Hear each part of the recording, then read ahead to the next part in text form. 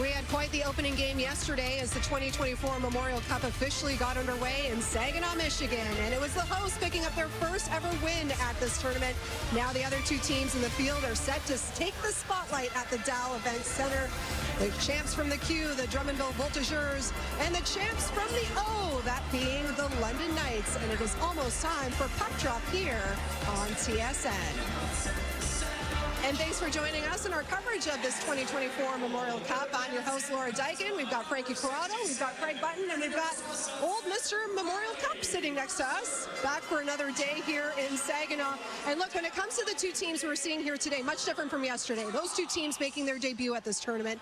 These two teams have been here before. They cruised through the playoffs. For the Drummondville Voltigeurs, they're hoping the fourth time's the charm. First time being in this tournament since 2009. While the London Knights, one of the most successful franchises ever. Sixth appearance at the Memorial Cup. They've already won two of them. When you look at their NHL alumni, it is a who's who. Yeah, it's an impressive group. And this group is impressive as well. We know what they've done in the playoffs. We know what Dale Hunter has done as a coach. He's just masterful. But the Drummondville Voltigeurs didn't get here by accident, Frankie. This is a well-coached team and a very strong team that'll be a real good match for the London Knights. Listen, the London Knights are what they are. They're a powerhouse in the CHL. There's 10 NHL affiliate players on this team. But Drummondville went into Baie-Comeau. They beat the best team in the QMJHL in 4 games. They're an organized team, and they have some offensive firepower and some great NHL affiliated defensemen on their team as well. Drummondville never trailed in that Q Championship Series. The last time they trailed in a game was May the 3rd, so a while ago. These are two of the top scoring teams in the playoffs as well, so we're in for a show here tonight. It's about to get time for puck drop, so let's send you to our pregame ceremonies. Educational and developmental setting through the sport of hockey in a healthy atmosphere. Now, the program consists of over 80 members today and competes nationally. So please welcome the following representatives from the Spirit Warriors. Jason Gomez, President and Co-Founder. Mark Cloha, CFO. And Teresa Gomez, CEO and Co-Founder. Le programme de hockey Spirit Warriors a été créé pour des vétérans handicapés offrant un environnement thérapeutique et éducationnel qui favorise le développement à travers le hockey. Le programme comporte 80 membres et est en compétition au niveau national. S'il vous plaît, accueillez des Spirit Warriors Jason Gomez, le président et cofondateur, Mark Cloha, le directeur financier, et Teresa Gomez, chef de la direction et cofondatrice.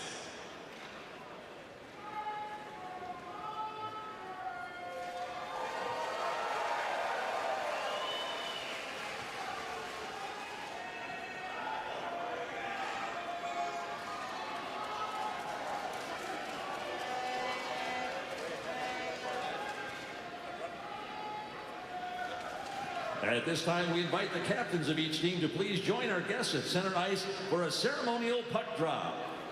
À l'instant, nous invitons les capitaines de chaque équipe à rejoindre nos invités au milieu de la patinoire pour une mise au jeu protocolaire.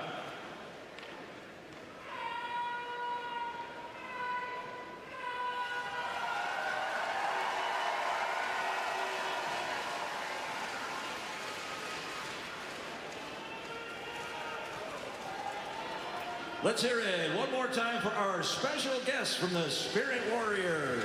Laissez-nous vous entendre encore une fois pour nos invités d'honneur.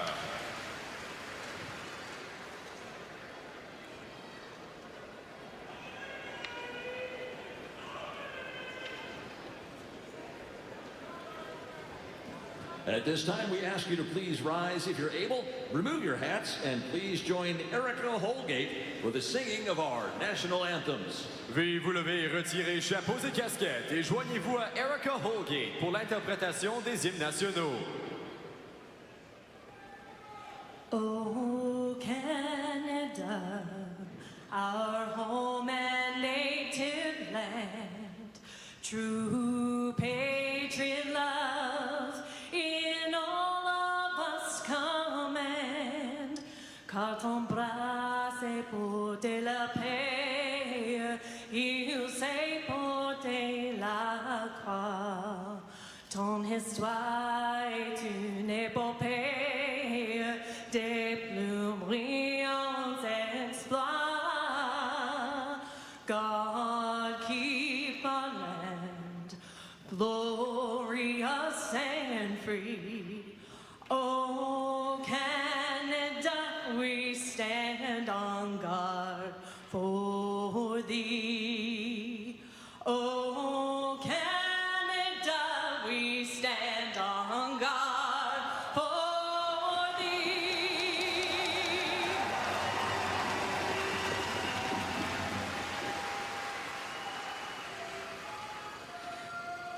Oh, say, can you see by the dawn's early light what so proudly we hailed at the twilight's last gleaming, whose broad stripes and bright stars through the perilous fight o'er the ramparts we watched were so gallantly streaming, and the rockets' red glare, the bombs bursting in air, gave proof through the night that our flag was still there.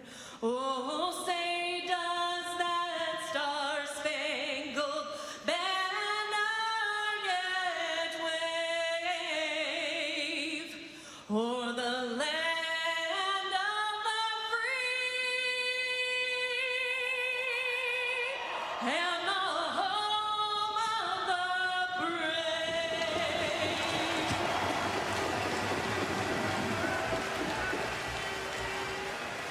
Game 2 of the 2024 Memorial Cup, and the London Knights continue their crusade into the tournament, clashing with the Drummondville Voltigeurs, playing their first Memorial Cup game since 2009. Let's get you introduced to the starting goaltenders for this afternoon's matchup. Michael Simpson, we've seen him before. He defeated the London Knights last year in the OHL Championship Series with the Peterborough Petes. Mark Hunter thought he was pretty good because he traded for him to bring him into the London Knights in September, and he's been great this year. As Riley Mercer will get the call for Drummondville. No goalie was better in the Championship Series than he was. Shutouts, the first 2 games on the road against Bay Como, including a 43-save shutout in the playoffs, Game 1. There is Dale Hunter. He's been a fixture on this London Knight bench all the way back since 2000. Brief adventure as head coach of the Washington Capitals, but he's been here for over 2 decades. Sylvain Favreau has been with Drummondville for less than a year. He joined the team in the offseason of last year, but he's had a great first season as a bench boss with the Voltigeurs, all the way to a QMJHL championship and a Memorial Cup appearance. And Shevlik Komarov, playoff MVP. High-flying talent for the London Knights, no doubt. How big of a role Shevlik Komarov is going to play in this tournament for sure. He's a mammoth, 6'3", 190-plus pounds, but this is a guy that can play it any way you want to. They're going to lean on him heavily as he's going to have the matchup against Easton Cowan and company, I would think, for the lion's share of this game. To center ice we go. It'll be Easton Cowan, the OHL playoff MVP, to square off against Sam Oliver. And right away, Ruslan Gazizov and Kasim Gadet getting tied up before we've even dropped the puck. That's a part of the fiber of this team from London, right? They play with some snap. They're not short on confidence. Like I talked about playing it any way you want to. London can play this game any way you want. 5 returning players from last year's tournament in this tournament. 4 of them are in this game.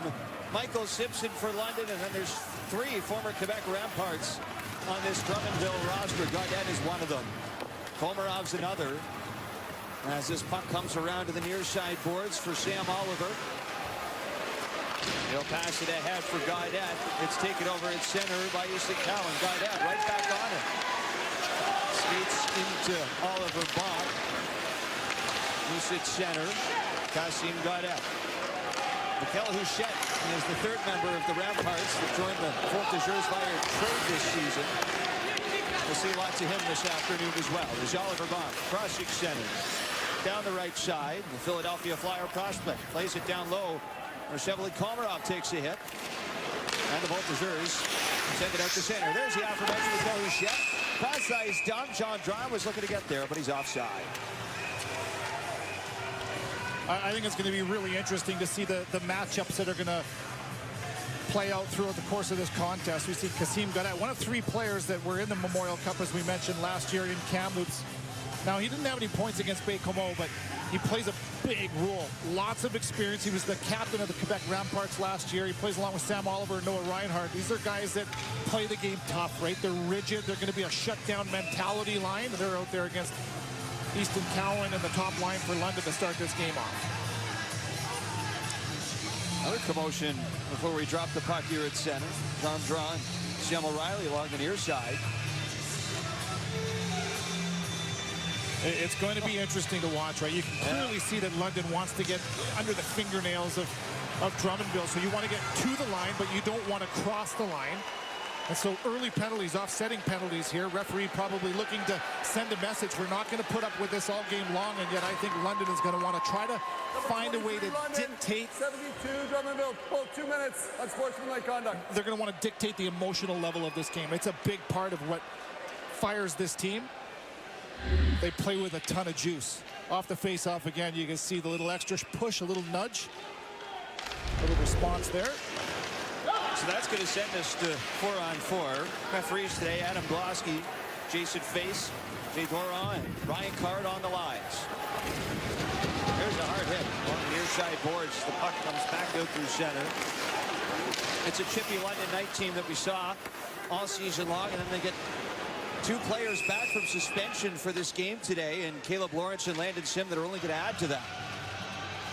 I asked Dale Hunter that question this morning, just about, like, the team is rare in a lot of different ways, where they've got some throwback players. You talk about the Bolton brothers, Caleb Lawrence, Landon Sim, and he says the same thing. He says, listen, yeah, we've got some guys that can play rigid, play tough. You want to play skill game? We got that, no problem at all. Okay, we'll do that. If we want to play tough, we've got answers for that as well. They check all of the boxes. The key, though, is to make sure that you have toughness, play tough, but don't cross the line, and you allow it to help you, not hurt you, by taking undisciplined penalties.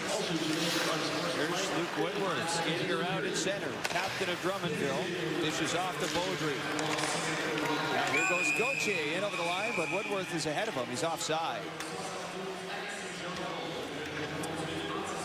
Another great chat, as we always do on game day. Sylvain Favreau is so composed. I really enjoyed our chat with him, talking about the identity of his club, how calm he was with us. He says, that's how I am on the bench with the guys. He says, we have a clear plan. There's no doubt about it. And he used the word habits all the time, right? It's all about habits, little things that lend itself to the identity of our club.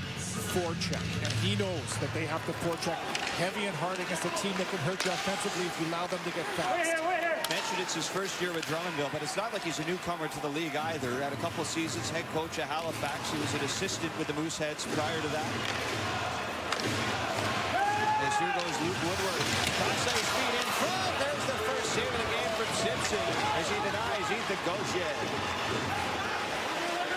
That's one way to get this game going, right? Early penalties offsetting 4-on-4 hockey always brings the best players onto the ice. Lots of chances. Good one for Drummondville. Sam Dickinson comes right into Matteo Rotondi. Justin Cote falls down. Dickinson passes it across. Denver Barkey, a sharp stick handler with a saucer pass across, and Cowan flings it wide of the net. And Jackson Edward back to center ice. Turns ahead up ice again. Over the blue line. Landry chases him. He'll pass off for Ruslan Gazizov. Snaps a shot, and that's deflected high out of play. Frankie Corrado knows this team from Drummondville well. He called their final. He uses the word organized all the time. And just look how organized they are. A little drop. You've got different layers, right? And so now you move the puck freely, and that backs off the defense for London. 4-on-4. They get a really good chance from Gauthier. And then on the other side of things, Dickinson, the defenseman, and he is a good one.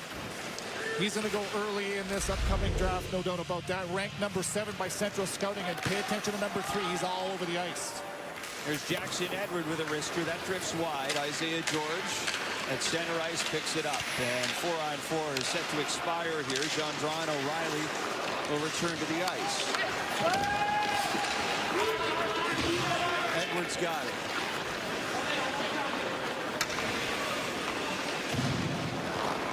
Takes takes his time. Saucers ahead for Jacob Julian, who chops it in.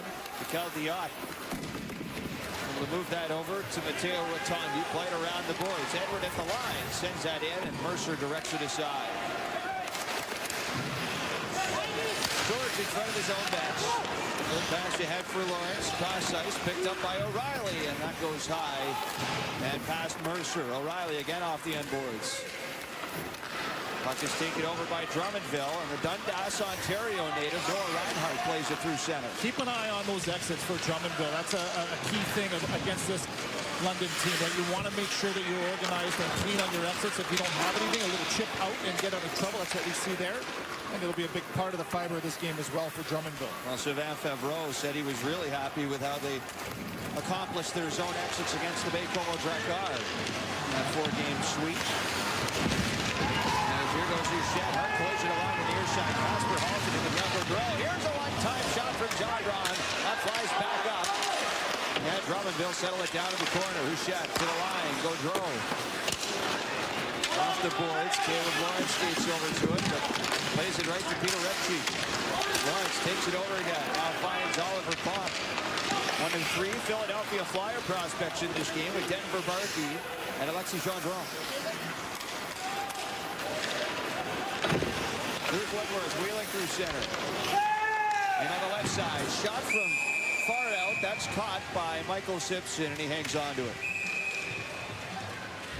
Well, it looks like this game's got the making as being a very physical with Haltonen on the body, right? And so you want to make sure you initiate in that way. But the other side of things, Drummondville, they can hurt you.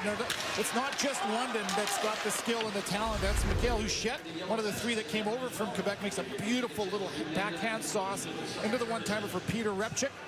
Quality shot from the interior of the ice from Drummondville as we go back and forth. Luke Woodworth versus Easton Cowan off the draw. Goes right into the side of the London net. Near corner, Edward off the boards for Gazashov. Sweeps it over to George. Skates into the Drummondville zone. Komarov follows it the whole way and staples him to the end boards. Back to the line. Here's Edward with a one-timer. That try goes wide. Back in front for George. And it ends up flying over top of the Drummondville net. Taken by Woodworth. Out to center. Baudry. Back to Gauthier. Pass broken up by Barkey. Komarov runs into his own man Oliver. Now Cowan on the right side. Crossing through the middle. Taken away by the Voltigeurs. And Justin Gauthier finds the mark. Hard side. Oliver with a shot. Simpson grabs out of the glove as Reinhardt drives the net. There's going to be a commotion here in the goal crease for the London Knights.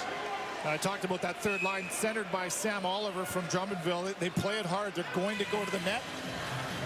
A little WWE flavor to this one early, isn't it? Some chippiness, driving to the net from both sides on the body. And speaking of that, Isaiah George, he's a big body, 6 foot, 200 pounds up against Komarov, a defenseman. And pay attention to that throughout the course of this game. It's George that gets that opportunity at one end of the ice, and then there you see the drive to the net from Reinhardt. That's a plan. Get to the net, stop at the net, get into the eyes of Simpson. He's got a championship pedigree, as we mentioned. Backstop Peterborough last year that ended the season of the London Knights in the final. Can't beat them, join them, or have them join you. With a small price of a third-round pick, and Zach Bowen, to be fair, it's a pretty good goalie in his own right, going back to the young Peterborough P team. Here's Poulet, behind the net. Out in front, taken over by the Knights. Sam O'Reilly plays it through center. Puck rolling on its edge. Diot to the end boards, takes a hit for Max McHugh. McHugh stapled back to the end boards by Diot. This one's going to get called for a penalty.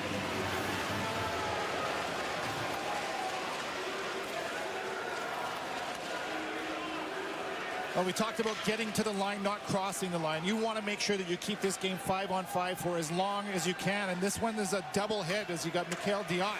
Drummondville, number 58, minor penalty for cross-checking.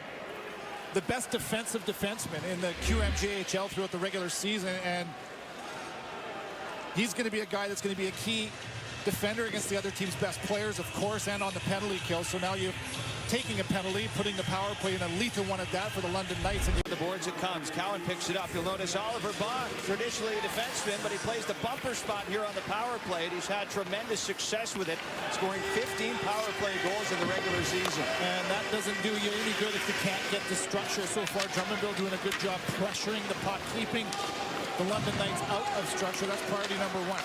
Defend your own blue line, pressure the puck, and don't let them set out. Here goes Casper Haltonen, trying to pass out in front. That's broken up. As Denver Barkey settles it down, here's Cowan on the wing. Back across, looking for Haltonen. Good stick from Justin Cote, and it's sent down the ice. That's more of that organized stuff that we're talking about with this team, right? You know where your threats are. You want to make sure that if the puck is going to move, it's going to stay on the perimeter, not through the middle of the ice. That was a nice job from Cote to prevent that. Sam Dickinson trying to charge up the middle. Goes down. And pursues the puck along the end boards. Here's McHugh. Threads a pass over for O'Reilly. Dickinson to his forehand. Tries a wrister. That goes high off the protective netting. Well, you talk about getting to structure, and when you do, you can be extremely dangerous. And Oliver Bonk, we talked about the defenseman that plays that bumper position right in the middle of the ice. And it is rare. I don't think I've ever seen this before.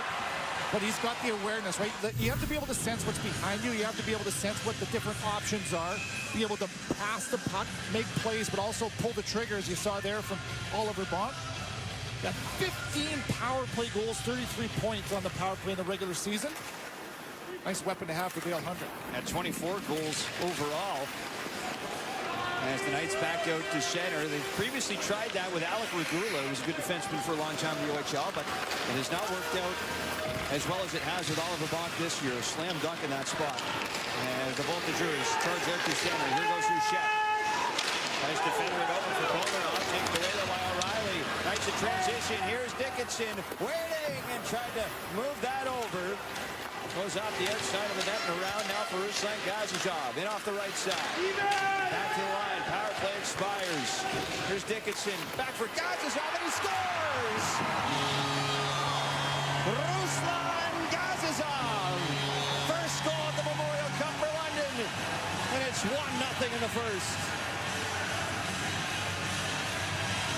Oh, that's a dagger for sure for Drummondville. I thought they did a really nice job killing that penalty. It was a turnover. It was a chance to get the puck to safety. Houchette made a great play defensively, but you feed transition going back the other way. And just as the penalty expires, look at that.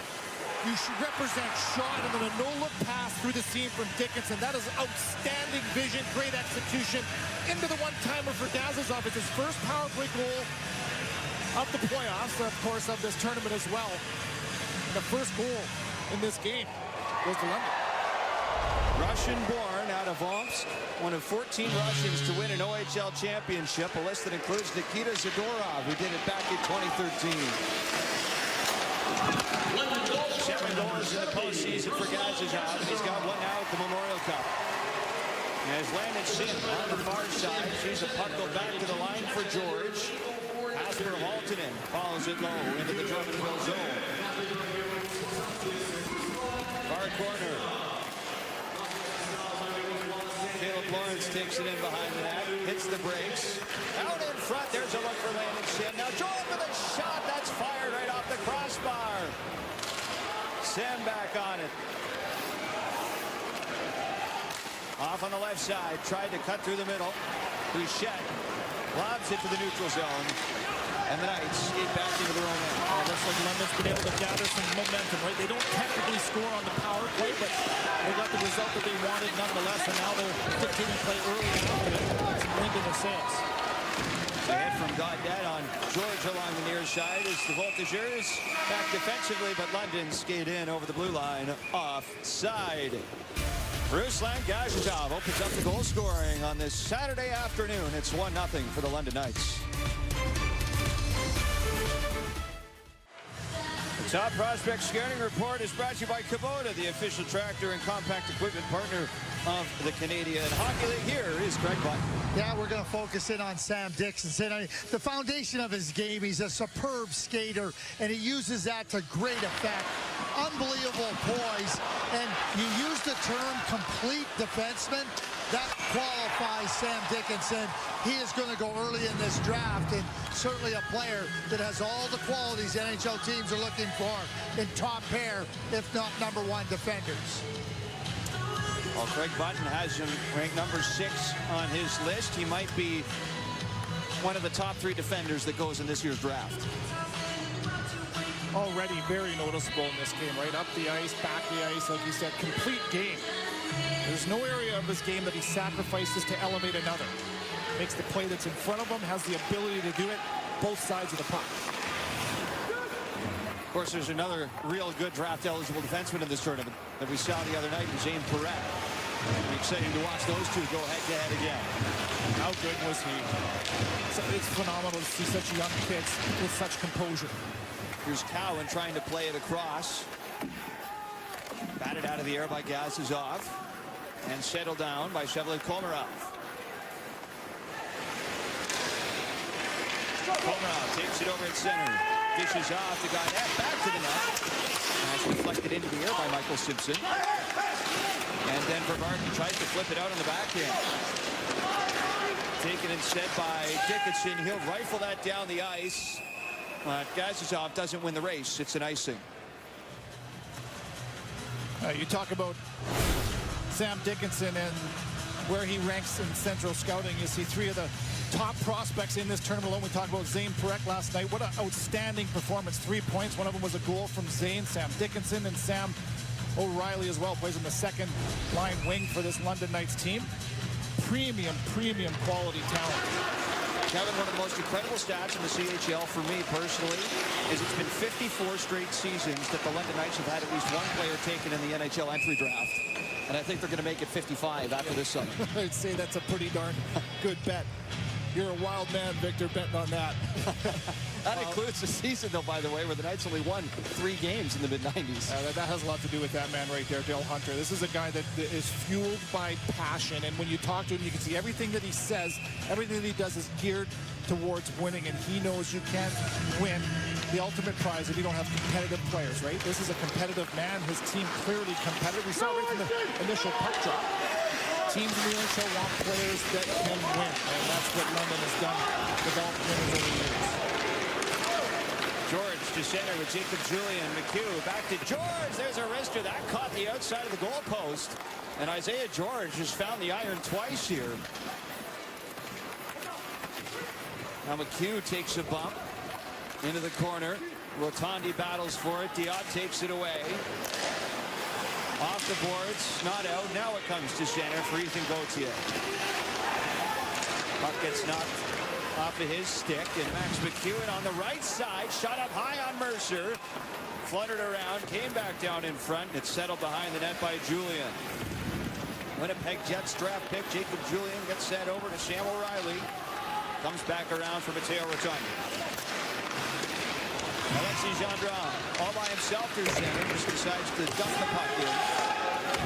Comes around for George, out to center, Halton in. Gonna wrist that around. And Landon Sim throws a hit on Jan Gaudreau. Now Sim up the boards, sees that take it away. Shep chips it in. Gendron puts it in front. No one's there for Drummondville. The puck comes out to center. Simon Pierre-Brunet sends that around the boards for Dickinson. Short pass ahead for Lawrence. Across. Finds Kasper Haltinen. Poulin sweeps in to take it away. Look out. Almost run over by Landon Sim. He's got a thirst for contact, doesn't he? Talk about physicality for this team. Maxime Lafon back the other way.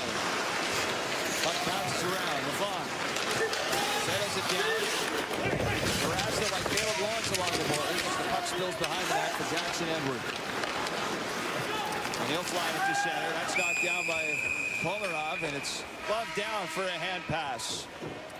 7:45 to go in our first period of play. It's game 2 at the 2024 Memorial Cup presented by Dow.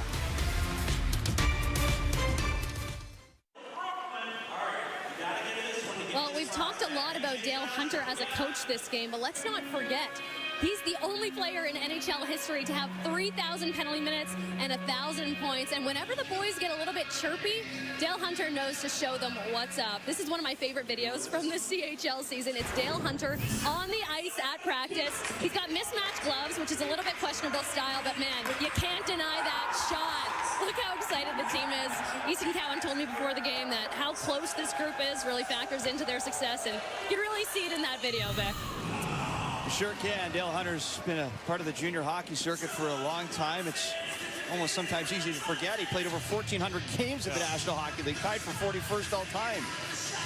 It's unbelievable, that stat. Only player ever. 3,000, 1,000. Penalty minutes, points, unreal. And you know what? When you push as hard as Dale Hunter pushes and demands excellence, you have to have relationship as well, right? And that's what makes him so good. Players know he cares, expects a lot of it at the same time. Back to the line. Here's Komarov with a shot. That's bounced around in front and hoisted wide of the net by Noah Reinhardt. Gaudette. And that's stripped away by Cowan. Played around the boards for Denver Barkey. Lob to center, glove down by Komarov. Yeah, Patrick Waugh last year as his head coach of the Ramparts. As it's center, Komarov driving the net. It's chopped that now by Baldry. And the end boards for Sam Dickinson. Here goes Cowan, trying to dodge Justin Cote. And Cote follows Cowan around again as he starts ahead towards center. Pass it back for Edwards. Snaps it over for Gazizov. Right wing tries the wrist shot off the blocker of Mercer. Laid down low by Bonk. Around it comes for Ethan Gauthier.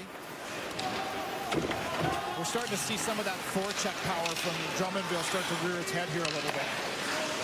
Here goes Gauthier. Can't get that shot through.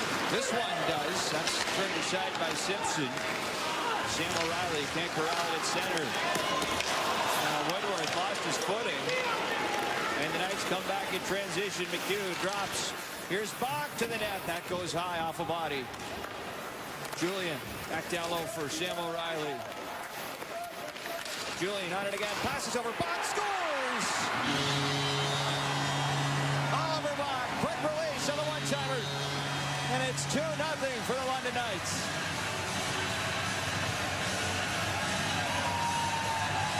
This is an outstanding job being connected in the offensive zone, right? You want to get the puck to the net, okay? Now it's on the wall, so you wait, you cycle it. Julian puts it down low, and then you just win a puck by committee, and then quickly, you know what your options are. That's a headsy play from the 5th round of the Winnipeg Jets. Jacob Julian, finds Oliver Bonk on the weak side, so the puck comes out of a pile. You've got a little bit of space, and you make the right play. To the weak side, you force Mercer to go post to post, and this is just an outstanding pass and an even better shot. Great execution from London off the forecheck into the back of the net. Dad Radek played 969 games in the National Hockey League over 14 years with Ottawa, Montreal, and Nashville. It looks like his kid Oliver has a pretty good career ahead of him too. 22nd overall to the Philadelphia Flyers in 2023. That's his first of the tournament. 7 goals in the playoffs, 24 in the regular season.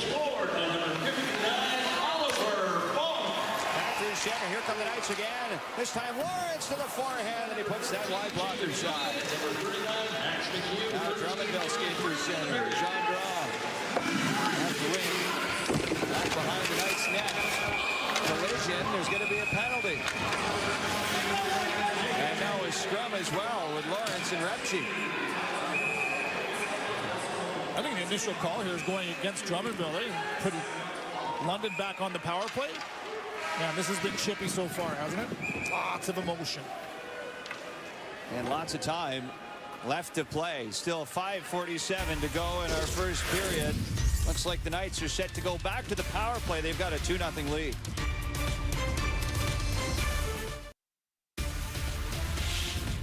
The CHL on TSN is brought to you in part by CCM, the leading hockey equipment manufacturer for all levels of play.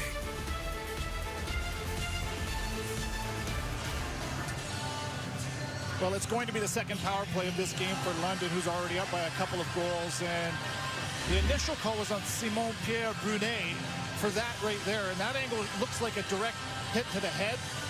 I didn't think it was. I thought he glanced off of the shoulder into the head. You understand? I mean, that's one thing referees don't want to do, is make a mistake on any kind of contact with the head. I didn't think it warranted a penalty. Regardless, I don't make that call clearly. Offsetting penalties along with that. Repchik goes off with Edward. 5-on-4.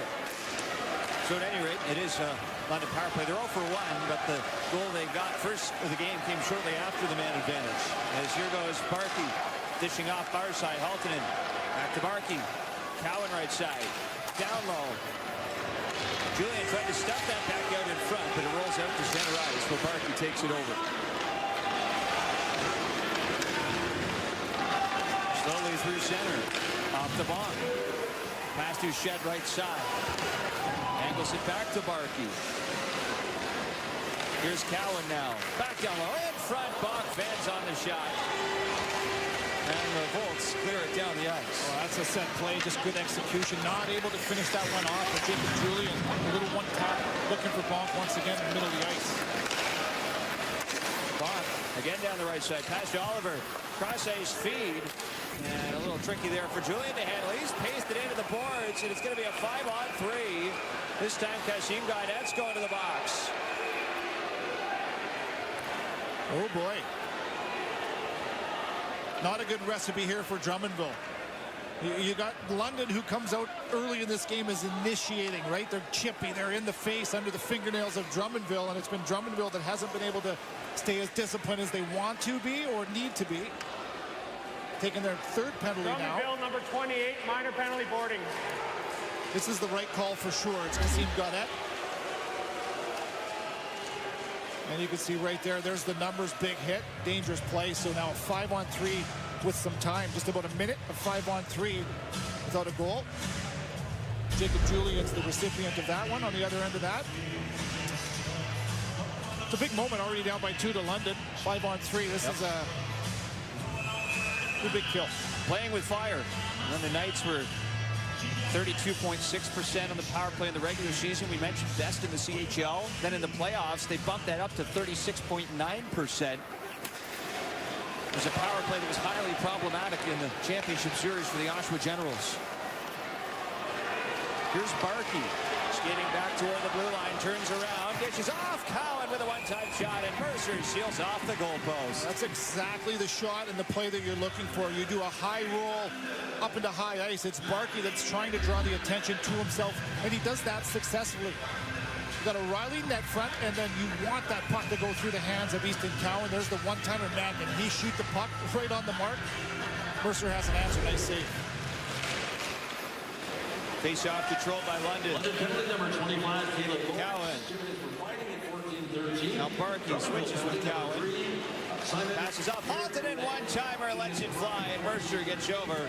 Makes another save. Yeah, you can see the idea here, 5-on-3. Clearly they have a plan. It's Denver Barkey that's going to do a high roll once again. The first time it was to the one-timer for Easton Cowan, and now this other time it goes to the far side. So you try to throw a wrinkle in, use your different options, and you attack Mercer from both sides of the ice on a similar play. Julian wins the drawback for Easton Cowan. Cowan, right up the middle, stops, passes off Barkey along the goal line. He'll switch again with Cowan. Barkey hangs on this time. Looking back over to Cowan, it gets to him. Good stick from Houchette, and he'll clear it down the length of the ice. That's a big play right there, disrupting. It's a difficult thing to do, to stay free enough when you have that kind of two bodies from London net front. You can't get tangled up. There goes Bond. First penalty set to expire. Brunet's back on the ice, now 5-on-4. Here's Cowan turning around. Barkey. Back to Cowan. Right side faceoff dot. To Barkey. Cowan. Barkey. Haltonen, one-timer. That one whistles wide. Catches the protective netting. It's out of play. Good penalty kill here from Drummondville. 85% in the playoffs, and you can see how organized that they are. Just making sure that they shut down lanes, forcing the puck to stay to the perimeter, right? You got some heavy shooters. Lots of different options. Here's Bonk. net front, and he's the one that can shoot the puck as well, but causing lots of havoc net front. And look at that. When one goes, you all go. Good job anticipating a play and disrupting. Oliver off the face-off. Wins that back, chip to the line, and just past Ruslan Gazizov. Got to be careful here, but the play is broken up well. And there's going to be no shorthanded opportunity this time for Drummondville. Dickinson to center, drops it back for Gazizov. In over the blue line. Off to O'Reilly. Carries it in behind the Drummondville net. It's broken up by Dion. The best defenseman in the QMJHL clears it down the length of the ice. Such a rigid game, right? So responsible. A couple of lethal weapons in the backhand for Drummondville. Komarov is another. Here goes Dickinson for a skate, and that shot is shrugged off by Mercer. Right at the end of the power play, 2 shots for London. And consider that mission accomplished for the Voltigeurs. They kill off a 5-on-3. Edward takes a hard knock from Gaudette. Tracks his puck down deep in the London zone. Turns it around. That's tipped. Back through center. Both referees have their arms in the air. The London Knights are set to take their first penalty of the game here once they touch it.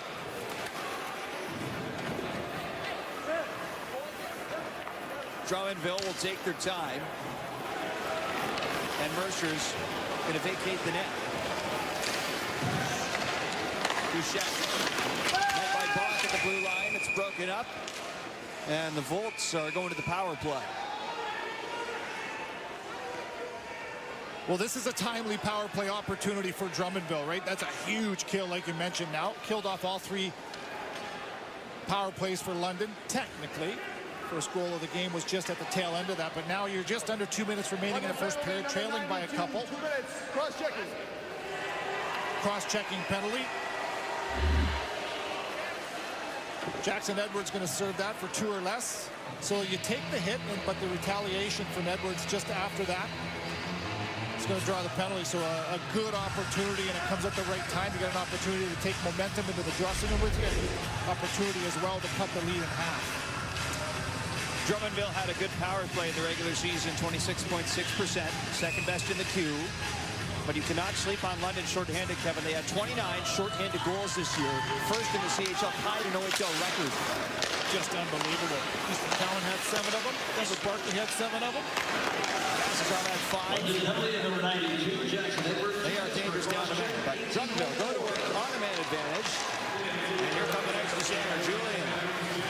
And to thread that ahead, it's taken over though by Sheldon Komarov. Jean Dry skates to the center.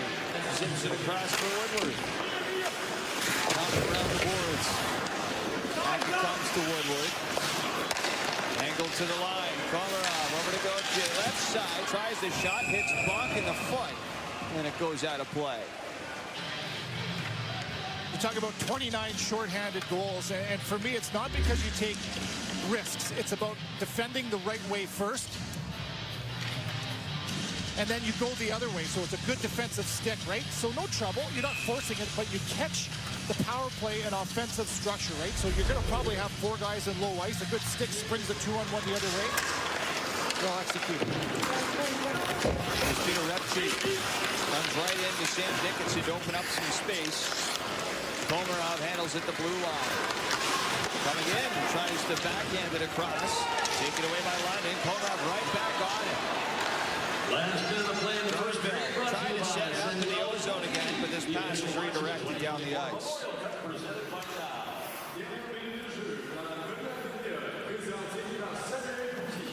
Komarov from behind his own net. Drops it back. Woodward. Over to Peter Repchik. Carries the puck in over the London line. And it gets right past Dion. And Sam Dickinson picks it up. Passes over. McHugh looking for Barkey. He's got it now. Back over to Max McHugh. Barkey on the doorstep. Couldn't get the pass.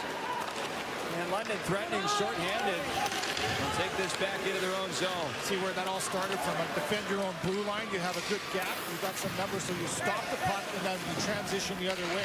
Another good example of why London's so dangerous down there. There goes Duchette.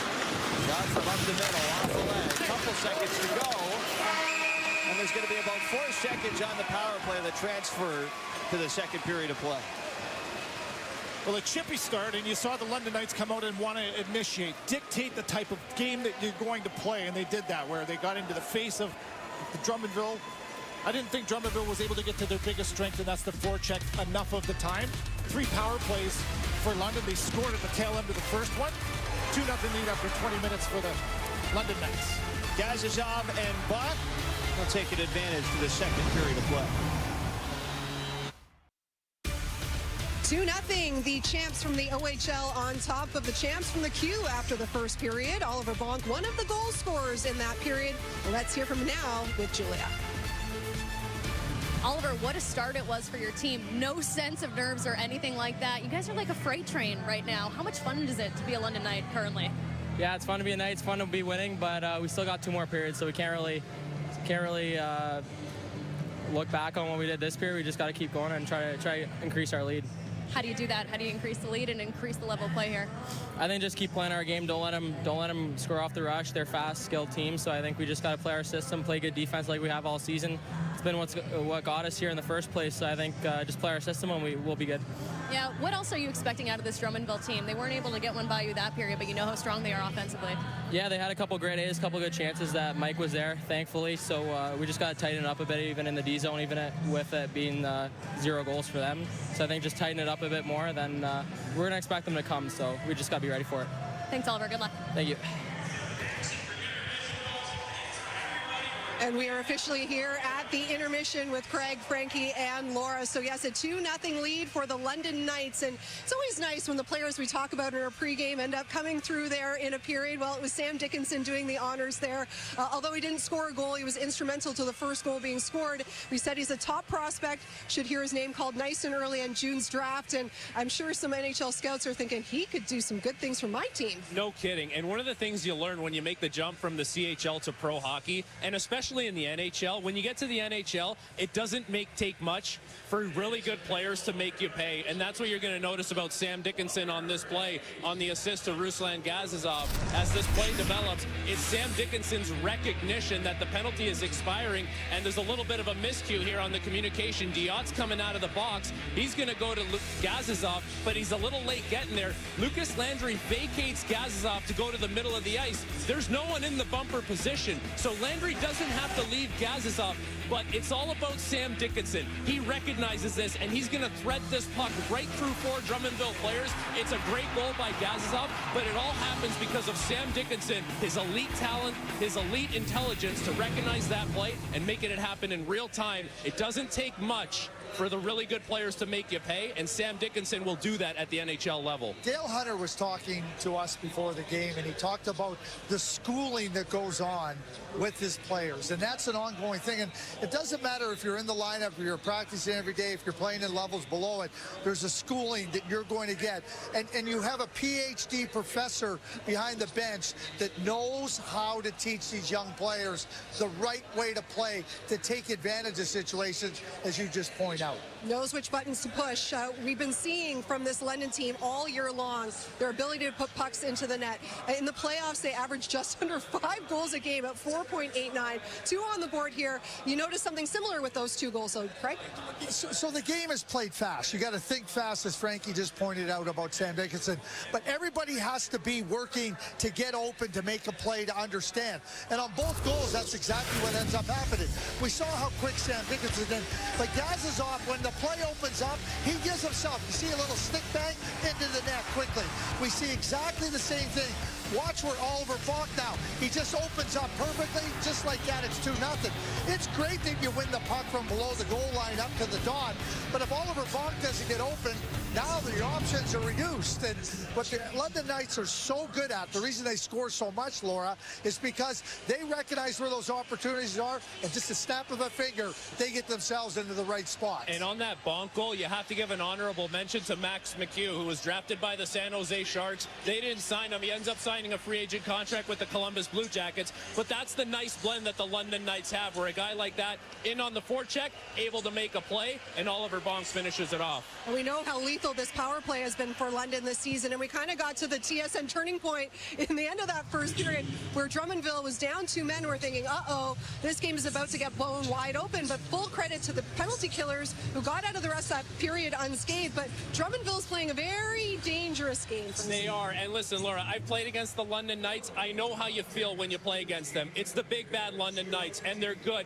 and you don't want to get pushed around, so you try and overcompensate a little at the beginning of the game, and that's what you see from Drummondville early on. It's the opening face-off. We're not going to get pushed around by you. We're going to stick in here, and Drummondville's a smaller team than London, but the challenge now for Drummondville is not to cross the line and put this London team on the power play. It's one thing to show that you're not going to get pushed around, but you can't be undisciplined, and Riley Mercer had a big part in keeping this game 2-0. He had to make some big saves in a 5-on-3 situation, and he makes a great save here on Casper Haltonen. And for Riley Mercer, he was a big reason why Drummondville was able to win in the QMJHL Championship Series, and his game is getting better at the right time. Regular season, playoffs are even better, Championship Series is even better, and this is a guy who's been to 2 NHL training camps so far. He's going to Minnesota's training camp coming up in the summer and the fall. That's if he doesn't get drafted before that happens.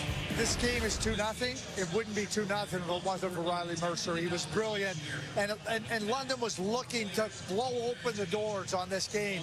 Riley Mercer just said, I'm shutting the door.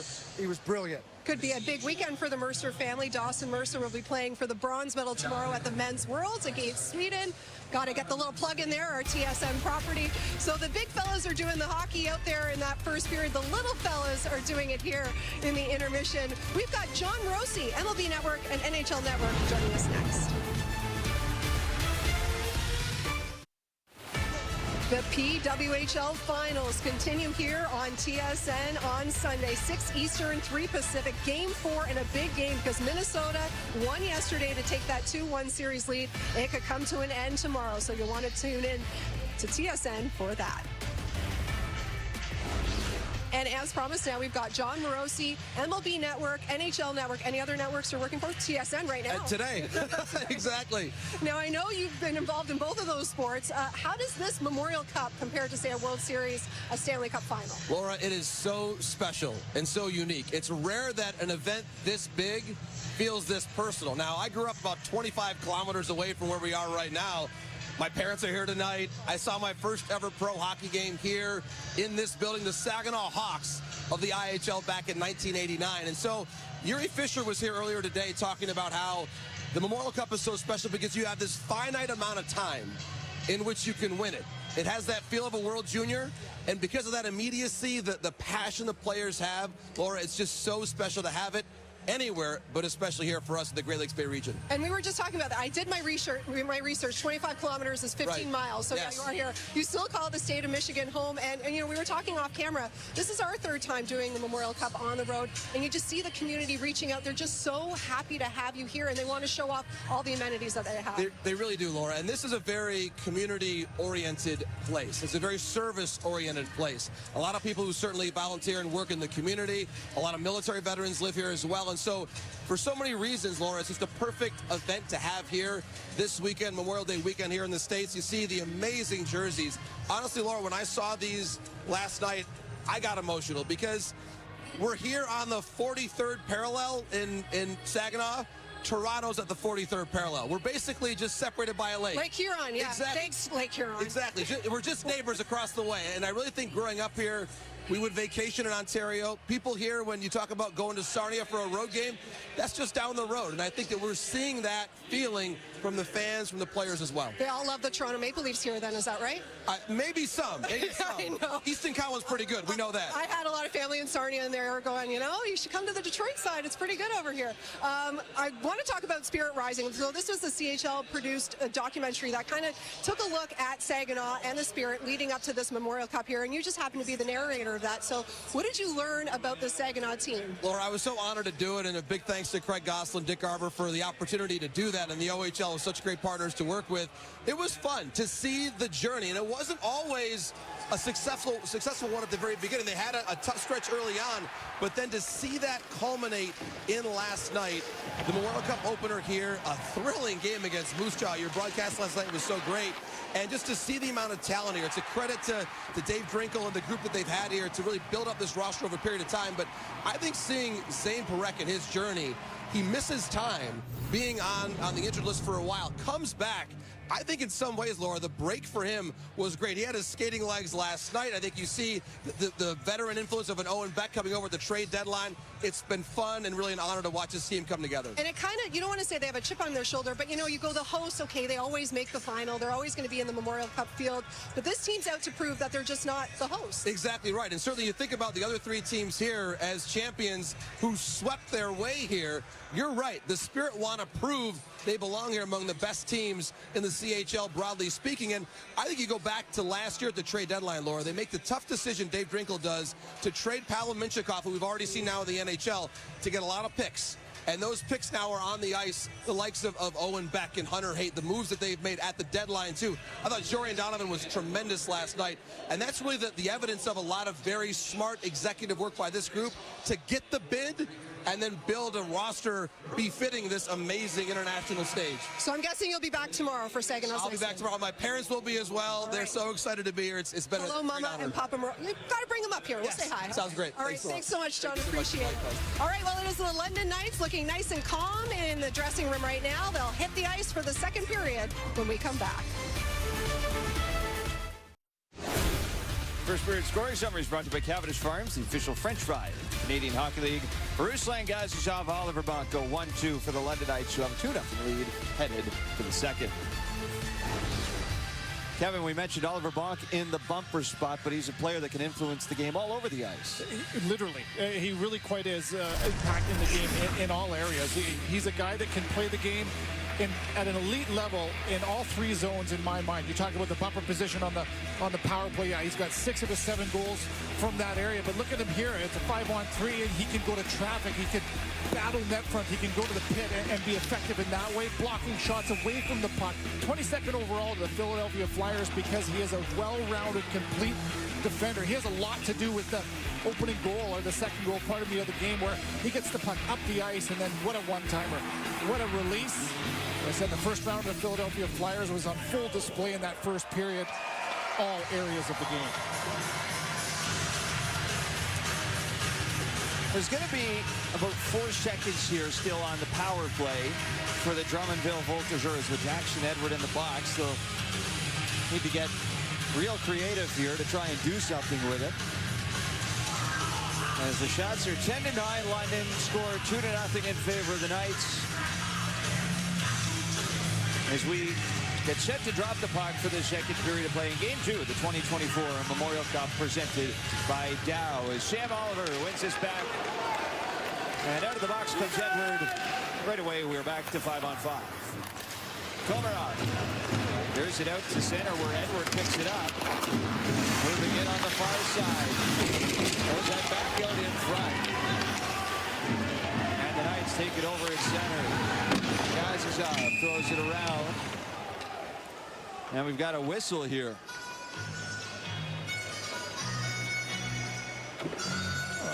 Didn't catch that at the speed of the game either. This is a good position, obviously. You're up by 2 goals, but you have the luxury now, if you're the London Knights, to change the way you play just a little bit, right? Your risk profile can come down a little bit.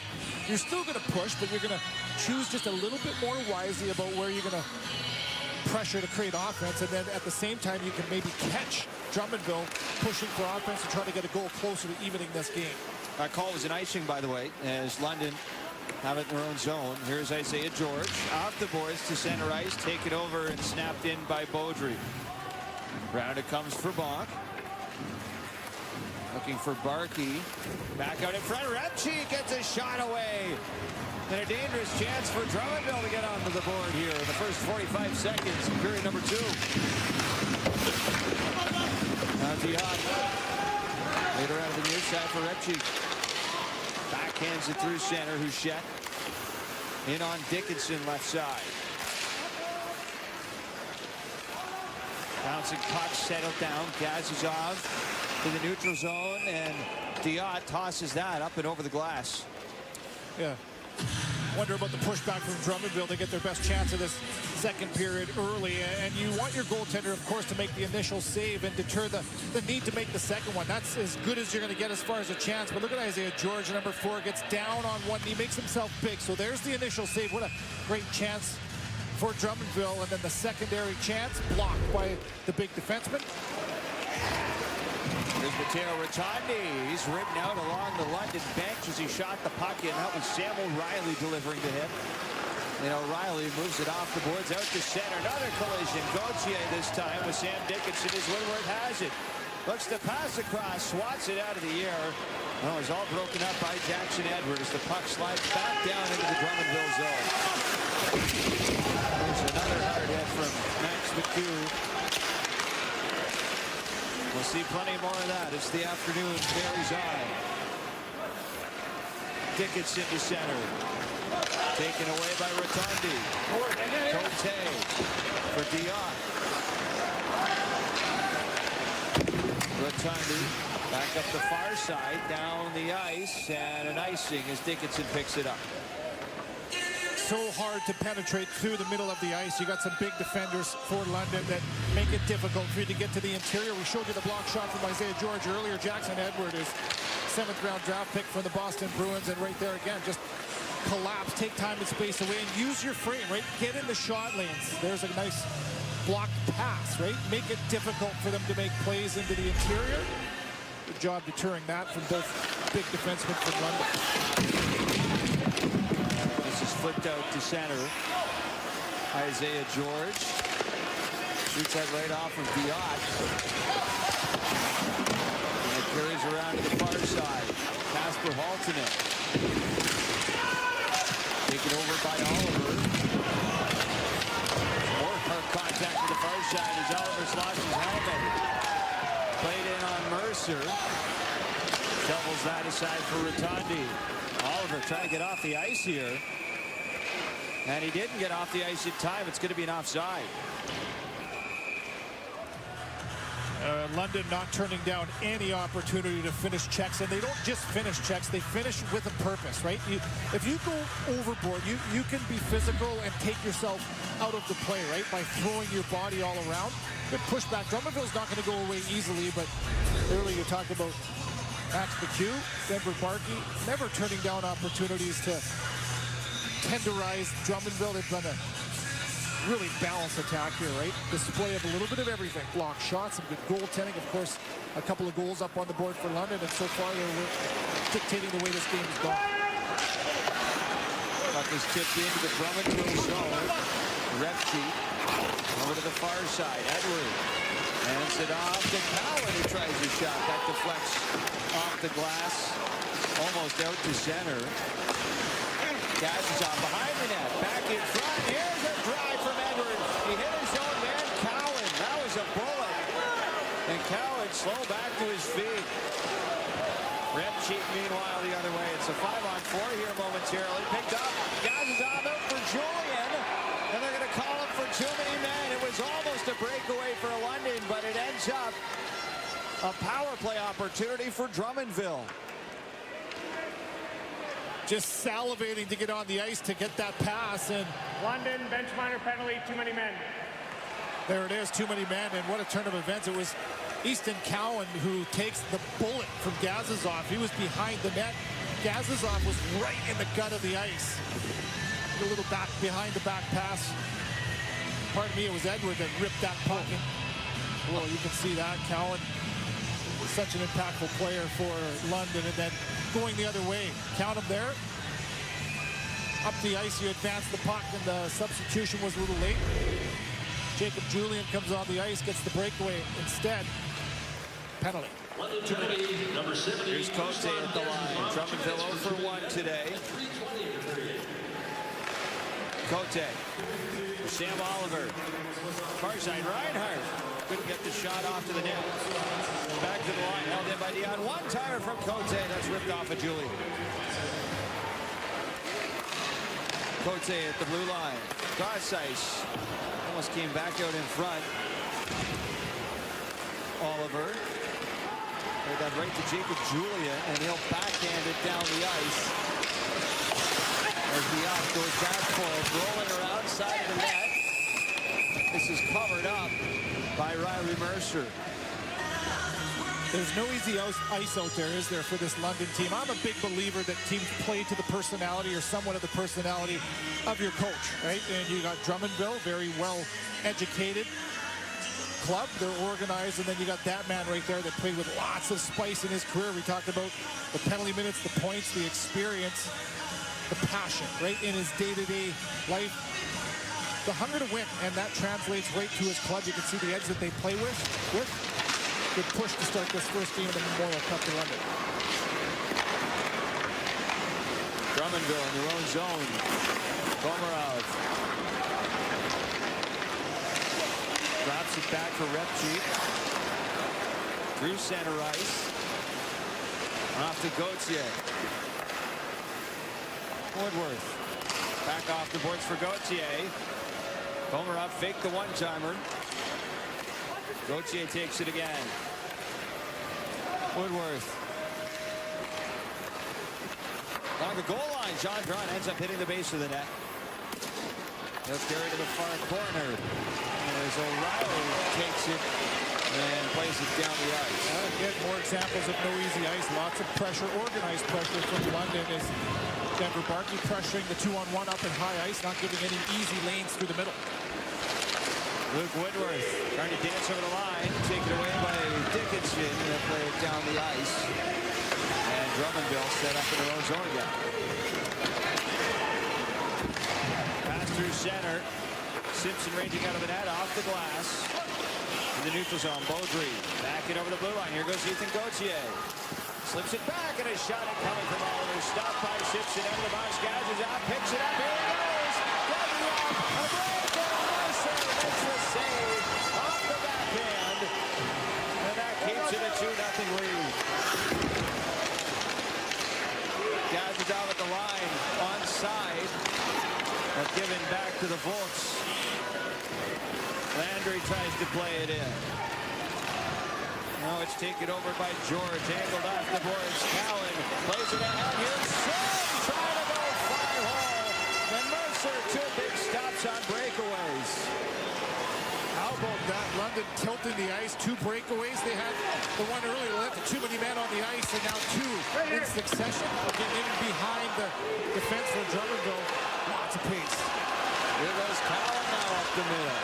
Pass the traffic down in the far corner. Back to the line. Bond goes wide. And it's taken over by Mikel Diop. Up for Oliver. Run into by Gazizov is Caleb Lawrence. Back down the left side. And a stick from Mikel Diop gets in the way to angle that over the glass. Lots of chances here to start the second period. Simpson comes up big here on the penalty kill, and then the Knights with 2 breakaways can't find a way to beat Riley Mercer and the Drummondville Voltigeurs. It's still a 2-0 lead for London.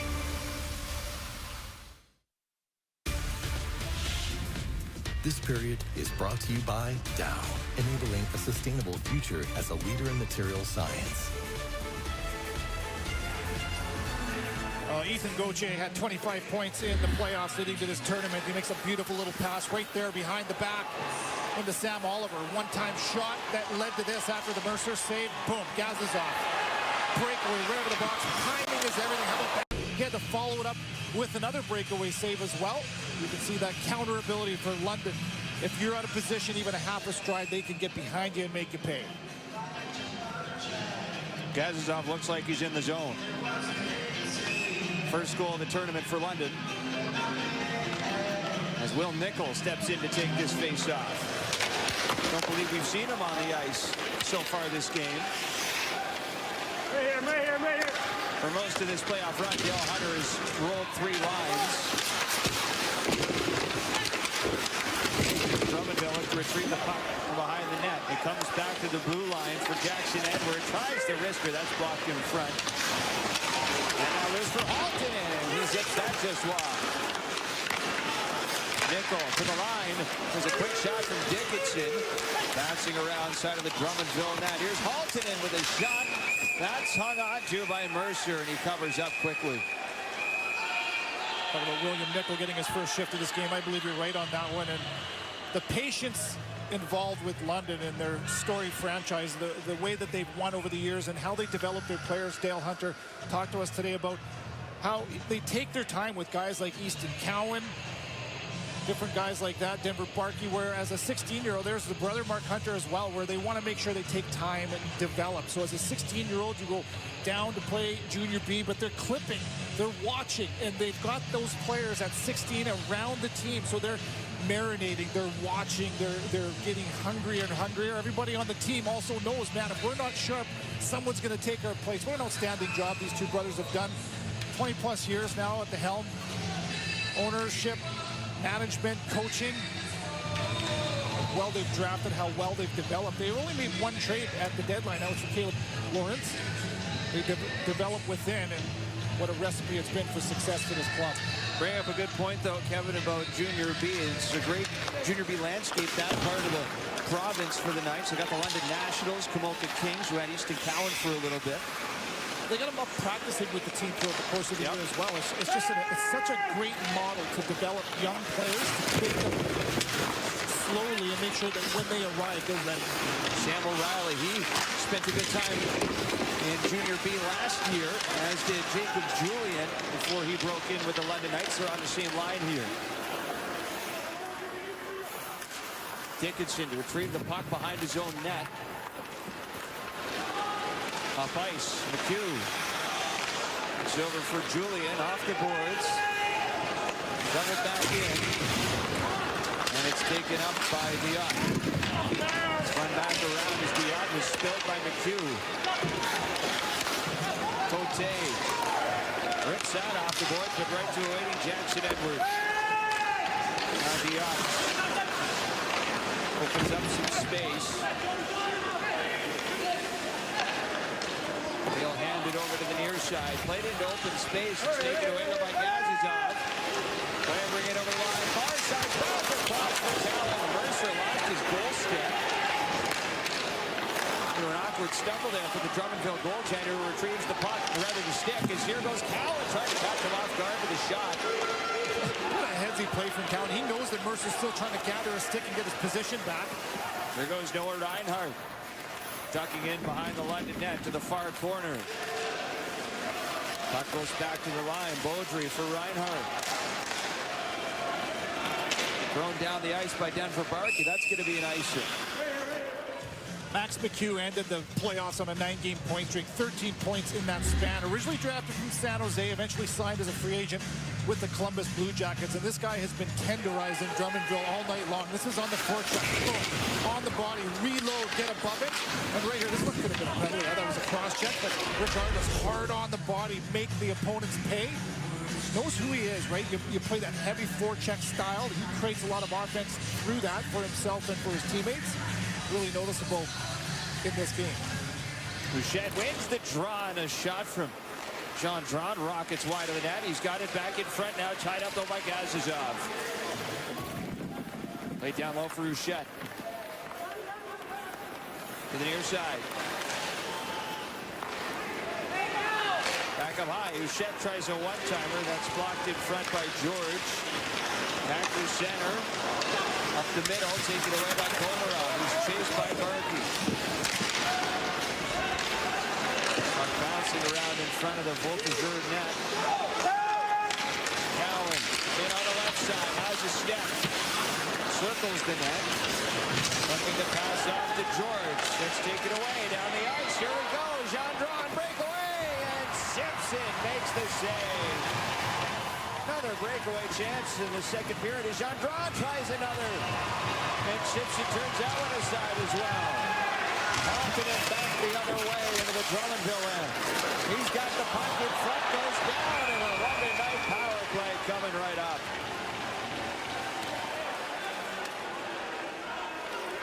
Man, can these two teams counter quickly as Easton Cowan is orbiting the offensive zone. He tries to make a cross-seam pass, and it gets picked off. Look at that. Easton Cowan is diving to try to keep that puck alive. And how about that timely save from Simpson? And the other side of it, it's Haltonen. After you're being pushed and a great quality chance one way. London's not afraid to counter and take off. Another in-tight breakaway for London that draws their 4th power play of this game.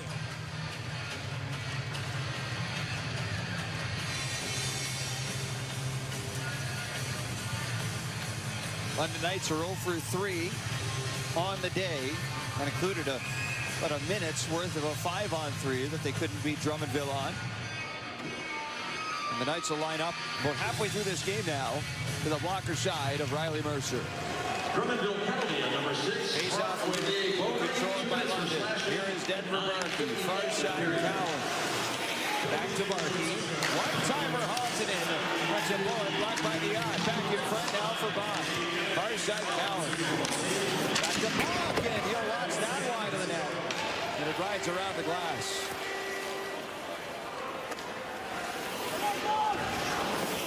Here goes Barkey for his skate. Drops it. Priest and Cowan. In over the line. Tries to defer.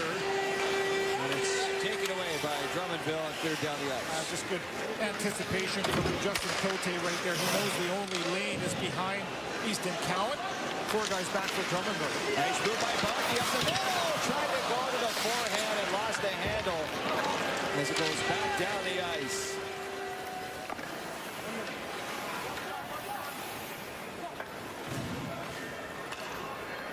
Now Gazizov will engineer the breakout. Hands off to Barkey through center. And on the far side, hits the brakes. Back to the point. Bach over for Gazizov. Now Halton in left side. Back over for Barkey. Barkey one touch. Gazizov. Van pass. Does get it over to Halton in though. Back in front. Bach. Still loose for Barkey. Now broken up by Brunet. Buck forks it back for Gazizov. Along the goal line, Barkey tries to elevate that over top of Mercer. London stay with it. Gazizov, long-range shot that just squeaks wide of the net. Pass for Halton into the corner. Wrapped up by Kolarov. Julian plays it out for Gaudet, rifles it down the ice. No shots technically on the power play for London, but they do get some looks. Komarov does a good job using his big frame just to pin the puck and the body. Waits for some help and he gets it. 3 guys out, number 2 on the penalty kill to get the clear. Here goes Edward. Skating ahead through center, right up the middle. Tries the wrister. That's blocked by Dion. He's blocked a few today and then throws a big hit. Angled off the boards by McHugh. Dickinson with the wrister. Taken away by Mikel Huchet out to center. Clambers in over the line. Driving the net. Out of his foot. Tries to go back in front for Peter Repchi. Gazizov takes a hit from Gendron. Here comes Sam O'Reilly. Turning it around. Waiting. Saucering to the far side for Gazizov. Who catches up to it. But here go the Voltigeurs. 2-on-1. Gendron with his shot in front. And Simpson gets over to make the stop. Whistle sounds. Plays frozen. And chaos in the London zone. How big has Simpson been when these quality chances, and they have been few and far between for Drummondville, they get opportunities, and Simpson coming up large with big saves, timely saves, preserving that 2-0 lead for his team. Look at that.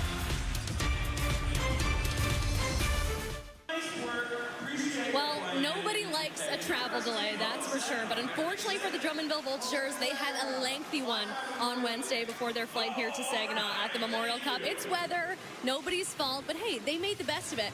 They did some shopping at Moisson Rive du Sud. They did a little bit of a team lunch, and even more important, Victor, they did a really good deed. They made a sizable donation to the largest food bank in the region, so maybe a little bit of good karma coming for the Drummondville Voltigeurs here as they're down 2-0. Wow, there's nothing like a good junior hockey road trip, right? And there's some long ones out in the QMJHL and the Western Hockey League. As the Drummondville Voltigeurs, Kevin, are going to get set for another power play. Yeah, Sam O'Reilly with a roughing call here after that fantastic save from Michael Simpson. 3rd power play for Drummondville. And again, not crossing that line so important. Seen a lot of this, haven't we? Lots of emotion in this one, another opportunity. I think Drummondville probably would be happy the fact that it's not a bigger lead than just 2-0. So an opportunity here to cut it in half again, once again on the power play. The penalty kill, by the way, has been dangerous and effective here for London. Drummondville get it set. Here's Woodworth back out in front. That's off the pad of Michael Simpson and quickly ringed around and points it down. Michael Simpson's so good at taking the lower half of the net away. He's had some one-on-one standoffs in this one. I wouldn't be surprised to see some shots maybe a little bit higher than the top half of the net from Drummondville. Oliver Bond denies the zone entry and just throws it right back down the ice. Komarov passes up for Jean Dron. Lots of speed over the lines. He hands off to Ethan Gauthier. Tried to send that out in front. Red Cheeks got it far side. Taken away again by Parkey, but he can't get it out. Here's Gauthier on his forehand. Blocked by George. Into the corner, Gauthier. It's taken away momentarily by Bonk. Comes over for McHugh. Worked around the boards, and Gautier's got to go back out to center. I think that Drummondville probably has to support the puck just a little bit more and make some plays in one half of the ice. They're spread out so far from each other that it's a one-on-one you're relying on. And I think London's just too good at allowing them to get beat one-on-one. Here's Bonk shutting off Houchette along the boards. Taken by George. He'll whiz that down the ice, and Mercer's out to play it. 30 seconds left in this 5-on-4. Dion skates to center, drops it behind for Reinhart. Quick shot off the far wing. That from Justin Cote. Stopped. Now here's Houchette. Slides it over. One-timer from Dion, misses wide. Cote at the blue line. Oliver back to Cote, and he juggled it as he went back to center. Power play is over. 2 shots on it for the Voltigeurs as this goes for an icing. 4:58 to go in the second period. Drummondville still looking for a way to beat Michael Simpson in the London Knights net.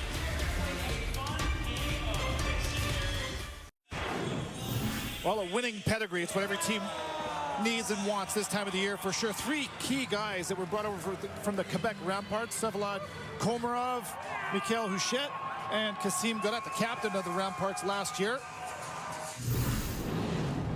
And that's a huge addition to this club here in Drummondville. Between the 3 of them, 4 games each, combined for 10 points. And I talked to Sylvain Favreau, and he talked about the ego that you need to set aside. You got 3 guys that are clearly going to come in and take big minutes, right? They're going to play key roles. You've also got a core of guys that have spent time, like Luke Woodworth. They've spent time in this organization building towards this opportunity. Nobody cared. Everybody was excited. All we care about is having an opportunity to win. 3 outstanding additions from Yannick Lemay, the general manager, in his first year with the Drummondville team.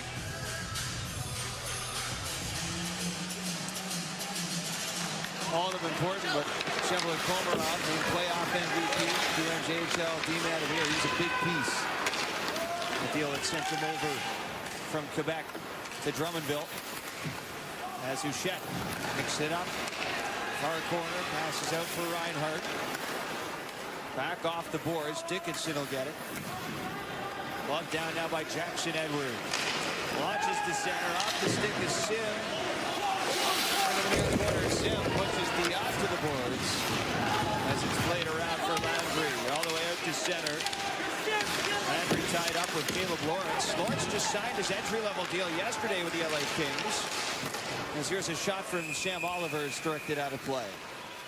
Finishing checks and being on the body has certainly stood out to me as one of the differences in this game, where I think the execution for Drummondville isn't where it needs to be or where they're used to having it, right? A little jumpy. They're missing the mark on a lot of their passes on the last power play even, right? Under pressure.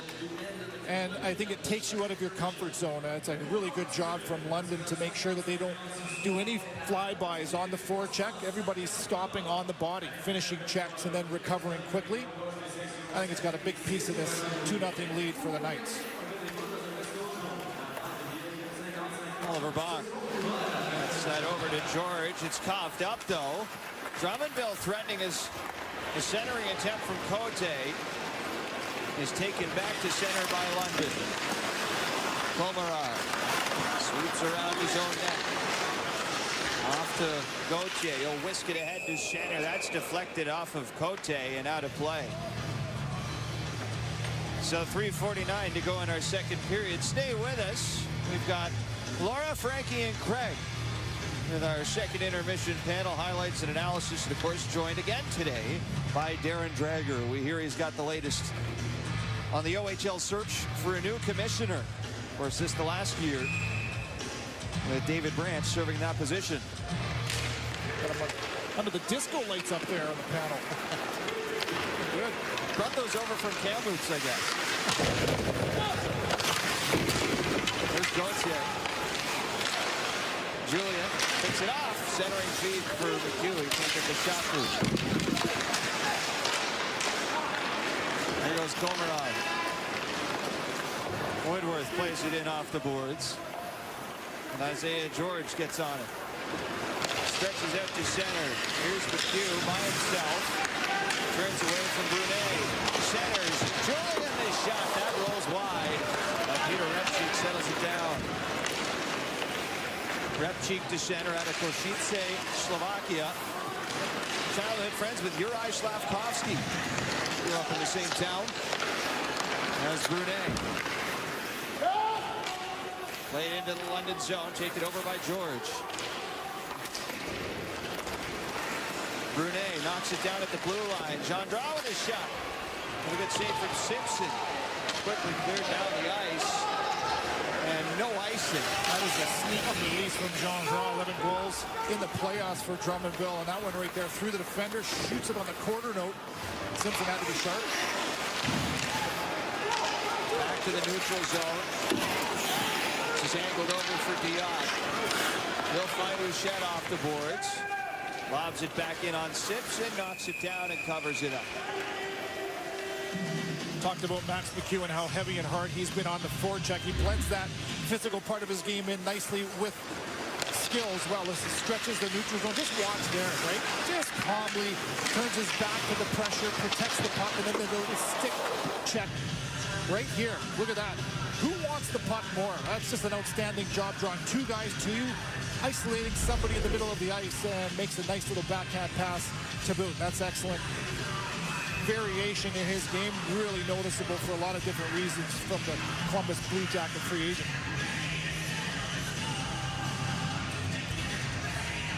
Caleb Lawrence digs in for the face-off, and he wins it back. Dickinson lobs it through center. That goes for an icing as Beaudry's back to pick it up.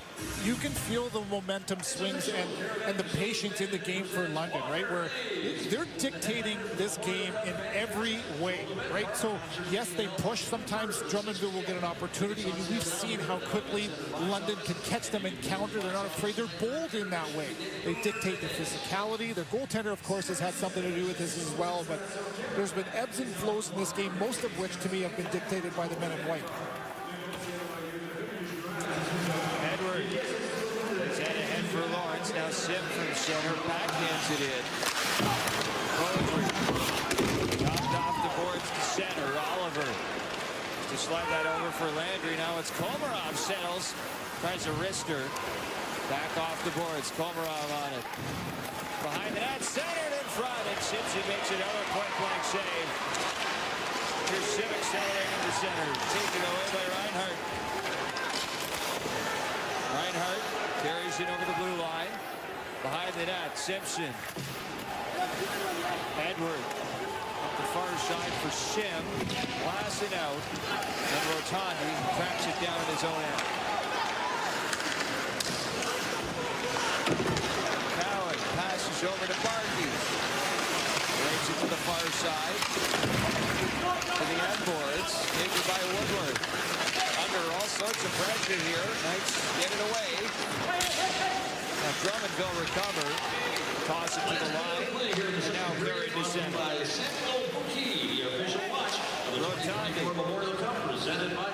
Back off the near side boards. Jackson Edward retrieves it. And it's turned over. Here's Woodworth. Tries this shot. That's blocked. Barkey with Cowan crossing into Drummondville territory. Barkey tried to center it again for Cowan. It's taken away though by Woodworth. Down the right wing. Looking in front of the net. Banked away by Oliver Bach. He'll go ahead for Barkey. Chips it in. Komarov. Passes that back over. Now here's Huchette to center ice. Down the far side, Huchette gets right back after it.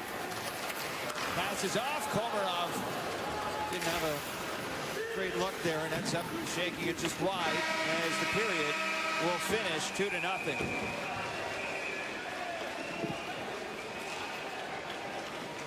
Big task at hand here for Drummondville, down by 2 goals, and it's been a physical battle. Like I mentioned earlier, London dictating the play, and how about the play of Michael Simpson, their goaltender. When tested, he's come up large with a lot of timely saves, preserved that 2-0 lead after 2 periods. No goals in the second, plenty of breakaway opportunities. And we'll go to the third, 2-0 for the London Knights. Laura with Frankie, Craig, and Darren Drager when we return. Well, Drummondville hasn't had any luck getting a goal on the board just yet. Let's hear from the captain, Luke Woodworth, with Julia. Luke, it's always intimidating coming to this stage. It's the Memorial Cup. There's a whole bunch of London fans in the building. Did you feel any nerves to start that first period, thinking back? Yeah, I think the first 10 minutes we kind of played on our heels a little bit. Maybe gave him a little bit too much respect. But once we found our groove a little bit in the second period, the chance started to come. And we're just going to keep pushing. Yeah, what do you think changed there for you guys in the second? I think we just started to play by ourselves a little bit more. Like we played in our system. I think we got away from our game in the first period. And once we got back to what we do well, this chance started to come.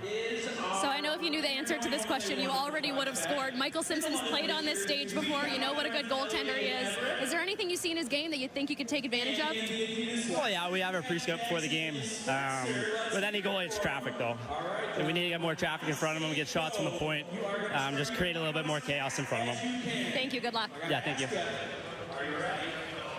Craig, Frankie, Laura, and Old Memorial here once again at the second intermission. And, you know, we had 2 goals in the early goings of that first period, and we thought, all right, we're going to have an offensive explosion here. But this has quickly become a goaltender battle between Simpson and Mercer. I mean, Mercer during the playoffs, 1.89 goals against. We know Simpson has been at the Memorial Cup before with Peterborough, the OHL playoff MVP last year, and kind of showing their pedigree here so far. Among all the star players that are here, all the NHL-affiliated players, it's the 2 goaltenders that steal the show. And Michael Simpson, of course, an overage goaltender who was here with the Peterborough Petes last year, who was the OHL playoff MVP last year, and he's a big reason why the London Knights don't allow Drummondville to get on the board. And Riley Mercer, we've talked about it, how good he was in the QMJHL Championship Series, Craig. He went over 177 minutes in the QMJHL playoffs without allowing a goal against. Both these goaltenders were really good, really confident. London gets 2 back-to-back breakaways, and you think that could have been the game, but Riley Mercer stands tall in those moments. Michael Simpson did the exact same thing. At the end of the first period, or late in the first period, London had a two-man advantage on the power play. And I made the bold prediction. I said, it's going to be 4-0 here. Sure did. Well, you're going to tell anyone that you said that. You didn't have to. I'll tell everybody. And so now Riley Mercer was terrific in that. And then since that point in time, there's been some really good quality chances by both teams. You just saw some of those breakaways, but quality grade A chances. And Riley Mercer and Michael Simpson have simply been outstanding. That's why this game remains at 2-0. Michael Simpson, the busier of the 2 right now with 21 saves on the board. So we go from one OHL playoff MVP to this year's OHL playoff MVP. Easton Cowan, not on the score sheet, which may be a bit of a surprise considering he led the CHL in scoring in the playoffs, but boy, did he have an eventful second period. A very eventful period. And Craig, at the start of the game, Laura asked you, what do you like about Easton Cowan's game? You said everything. And it's so true because you watch him play, and there's nothing that he struggles with, and it was an eventful period for him. He's going to get hit by a slap shot behind the Drummondville net, and that hurts. We're watching him go off the ice thinking, oh boy, we don't want to see the Cowboy go out here. But he comes back, and that's great awareness. Really quick hands to make that pass to Landon Sipp. But this one, Riley Mercer goes to get his stick, and you can see Easton Cowan recognize there may be an opportunity to catch Riley Mercer going back to the net. The way he processes the game, among the other things he he does well. He shoots the puck well. He's tenacious. He's hard to play against in so many different areas, but he makes decisions quick, and he executes really well when he makes those decisions. You know, he gets hit with the puck, right? And he's trying to get off the ice. London got a too many men on the ice penalty because he couldn't get off the ice quick enough. They had a breakaway. It was a good call, by the way. Oh, yeah, no, I'm just saying, but like here he is trying to get off the ice, and they called too many men on the ice penalty. Come on, he's going, give me a break here. Like I'm struggling. I hurt. I'm trying to get an ice bag to the pen, and they go too many men on the ice. I mean, so he's not perfect. Yeah, he's got to skate faster.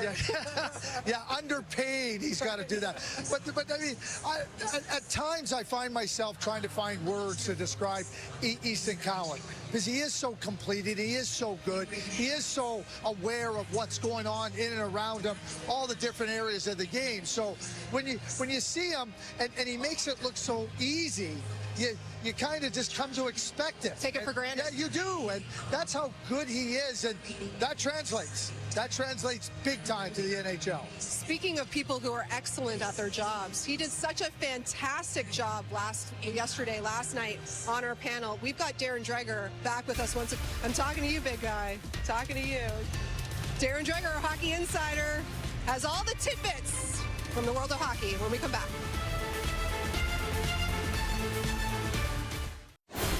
Well, it's medal day tomorrow at the Men's World Hockey Championship. Sweden and Canada will kick things off at 9 a.m. Eastern Time in the battle for bronze, and then the main event. Switzerland has never won gold at this tournament before, while the Czechs, the hosts, are looking for that fairy tale ending. We've got your pregame show starting at 1:30 p.m. Eastern Time, of course, right here on TSN. Well, when it comes to the Stanley Cup playoffs, 3 of the remaining coaches have experience coaching in the CHL. What a picture of Paul Maurice, who played for the Windsor Spitfires before starting his coaching career as an assistant with Windsor and then getting his first head coaching job in the state of Michigan with the Detroit Junior Red Wings. How about Pete DeBoer, 2-time OHL Coach of the Year? He left for the NHL after a Memorial Cup appearance with the Kitchener Rangers back in 2008. And of course, there is Chris Knobloch, who is now reunited with Connor McDavid in Edmonton. Knobloch was the head coach of the Erie Otters and was OHL Coach of the Year back in 2017. And with that, we've got Darren Dreger, as promised, here on the set, our hockey insider. Darren, recently, we saw changes to the commissioner in the WHL as well as the Q. Any updates on a search potentially for a new OHL commissioner? Well, it's certainly been a lengthy process in the Ontario Hockey League, and the search committee believes that they are getting close. And they're going to need to get close because Dave Branch, longtime commissioner of the Ontario Hockey League, his deal is up at the end of June. Now, Branch will stay on as part of the transition when the new candidate is officially hired. He will help shepherd in the new leadership into the Ontario Hockey League for the foreseeable future. So I'm told that the Ontario Hockey League search committee is closing in on a candidate. I mentioned that they'll be handing out the medals tomorrow at the Worlds in Prague. The IIHF meetings going on there as well. It's a good place to be right now. It is. What impact will that have on draft-eligible players? Yeah, we're talking about the under-18s, right? And that's such an important time in just establishing what sort of game, what sort of certainty you can expect from these individual players. Deputy NHL Commissioner Bill Daly is over there as part of the meetings. The NHL and USA Hockey are partnering to host the Under-18 Men's World Championship every 2 years. Now, part of this would also be similar to what we see in Buffalo in the Combine, in that there'd be testing for these draft-eligible players. It's likely it would happen in April, but they're just trying to put the finishing touches on making sure it's part of the long-term commitment and calendar. Next year's U18s will be held in the U.S. as well. Sticking with those IIHF meetings, could we see some changes to the international hockey calendar? Yeah, both the National Hockey League, Gloria, and the NHLPA are eager to get that international calendar finalized. We've talked a lot about the Olympics in 2026. Before that, you've got the Four Nations in 2025. Again, the NHL and the Players Association want a long-term World Cup of hockey. So you're talking about 2028, then 2032. As I said, you've got the Olympics in 2026, and then the Olympics in 2030. So every 4 years, there's a bit of a snarl contractually with the IIHF that really doesn't involve the NHL or the Players Association. So I think that this is the NHL and the PA just going in saying, okay, we can appreciate what you're dealing with, but we need to get this settled. Yeah, everybody wants to see best on best. I don't think there's much of an argument there. Last but certainly not least, we're seeing a lot of NHL prospects here in Saginaw at this Memorial Cup. What's their immediate future once this tournament wraps up? Well, it's uncertain, right? And you're not going to find an NHL team that is guaranteeing a spot for any of the kids that are playing in this tournament that have already been drafted. And you're talking about 6 first-round draft picks in either 2022 or 2023. There are 31 total draft picks participating here in Saginaw at the 2024 Memorial Cup. So when you look at some of these players, these are very recognizable names, and absolutely there's a chance that they play in the National Hockey League next year. Buffalo, man, they think that this kid, Matthew Savoy, is going to be really good. He'll likely start in Rochester. Denton Matejchuk from the Moose Jaw Warriors, again, a really good player. Columbus has high hopes for him. Very likely that he'll start in Cleveland, just down the road in the American League, but he is described as a zero maintenance prospect. What about Braden Yeager, again from the Moose Jaw Warriors? He needs some time to develop a little bit, but the Pittsburgh Penguins think that if he has a big summer, then he's going to be able to really push. You've got Oliver Bonk from the Philadelphia Flyers. His pro game, as we're watching tonight, I mean, it's right there. So the Philadelphia Flyers think he's going to push. Lamoureux is Seattle, Utah. A bit of a long shot, but they like how he's progressed. And Leaf fans want to know about Easton Cowan. They're scared. He blocked that shot. He came back earlier in the game. He's got a chance to crack the Leafs lineup. Well, Dregs, good news. We got all 4 topics in. We did. The both of us talked very quickly, but we got them in. And thanks for joining us. It's always become a tradition here with you in the Memorial Cup. As for Drummondville, third period just around the corner. They will look to break through that Simpson wall when we come back. Second period scoring summary is brought to you by Cavendish Farms, the official French fry of the Canadian Hockey League. No score. The second period shots 12-7 in favor of Drummondville. Kevin, there were no goals in that period, but there was physicality between these two teams. Yeah, you're right, there was, and there's going to be some pushback, I think, from both sides. But listen, it's been a huge part of the complexion of this game, but the initiating team for me was London right from the get-go. It's a part of the fiber of who they are. It's rare to see a team so balanced with high-end elite talent. Yes, you've got a ton of that. You've got some offensive-minded defensemen that can play the game any way you want it. But you've got guys on this club that thirst to be physical. You look at Lawrence, you look at Sim, Julian, McHugh, on and on. I think that Drummondville's a tough team. Like they try as a committee, but I don't think they have the guys, the horses that can dictate like the London Knights have through 40 minutes of play. It does a couple of things, right? It's exhausting. It slows down the other team, and I think if you invest through the course of a game, it starts to creep into the heads, and now it affects execution. I think we've already seen that here with Drummondville not making the plays they probably want to. The physical edge, to me, belongs to London, and because of that, in large part, they have the lead. And we begin the third period of play in Game 2 of the 2024 Memorial Cup presented by Dow, with the London Knights in front 2-0. Galdiot is back to pick up a puck in his own zone. And Komarov springs it down the ice. Pass misses, and it will go for icing. And there's just another example of a play that normally Komarov, would make. And just execution, right? When you're thinking, am I going to get hit? And you continually get battered. Sometimes those simple little plays don't connect. That's going to be a huge part of this period for Drummondville if they want to find a way to climb back out of a 2-goal deficit. They have to connect on those plays. Off in front, they score! Ruslan Gazizov on the doorstep. 20 seconds into the third. And he's opened up the gap to 3.